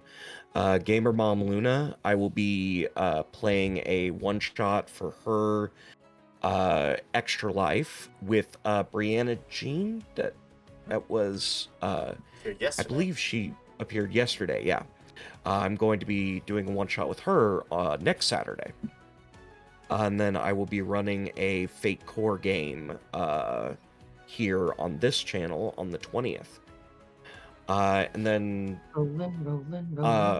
For my birthday in September, I'm going to be looking for players as I put together a week of TTRPGs that I am running on my channel. So, if you are interested in either being on one of my streams, or if you just want to keep track of the things that this weird person is doing, follow me on the social medias. Absolutely. Oh, I'm so not good at doing this, and I've never done it before, so I forgot to tell you where to follow me. If you want to just follow me, it's at Brooke Tabitha, BROOKE TABATHA. And if you want to check out me playing Animal Crossing while I smoke weed, you can do that at Le Trashed Panda. Think like Pepe Le Pew, Le Trashed Panda. And yeah, so I'm trying to get into doing that as well and streaming, and we're all at home, right? So that's what I'm doing. I'm building my online empire. Please follow. Always difficult. Oh, always. And I forgot to say, this is the second streamed one-shot in which my character has taken part in a heroic sacrifice. I think I'm getting a type. Are you gonna be our martyr? Oh, also, the thing that she whispered to herself was that I couldn't have done this. I didn't do this, right? This wasn't me. Oh, and just for fun, since I didn't end up, there was really no weird way to reveal it. Belladonna, when she was but a wee tot, ow! Sorry, my cat Ghost just walked in and he needs attention. So when she was raised by a mom who definitely knew that's not my child, but that's not my child because I made a sacrifice for my own gain. It was something to do with her beauty or something to do with that nature. And then she recognized the sacrifice she made and just hated her daughter throughout their entire childhood. And so finally, at some point, after years of neglect and abuse, her name used to be Talia, which comes from the original story of Sleeping Beauty, which is Moon, Sun, and Talia, or Sun, Moon, and Talia. So that's her name. She named herself Belladonna because she used that poison to poison her mother's tea and just sat there and watched her die an extremely slow, painful death for the years of abuse that she had received. And save this stuff for the sequel. No. For our extended Vaesen campaign. I gotta put it out there so that everybody can start making that weird fanfic art. You know what I'm saying? The Adventures of Bella and Nedley. Oh, for Speaking of sure. board games, that was a brutal system for combat, but so enjoyable. Thank Oh, you so much yeah. for running it, Hooper. Yes, thank you Cards so were much. amazing. That game was so much fun. Mhm. Of course, I'm Andrew, your games master for the evening, and for most evenings around here, up until next month, in which point you will rarely see my face. But yeah, I had a blast tonight. You were an amazing group of people. Thank you all for being here and rolling some dice with me. Thank you to everyone for coming and watching and supporting us. We literally can't do this without you. Bottom of my heart, and from everyone at the Caravan, thank you. Our good friends over at Weave the Tale are live right now, so I am going to throw a raid over to them. But first, I do want to wish you all a goodbye, a good night, and we'll see you next time. Bye-bye, everybody. Bye, everybody.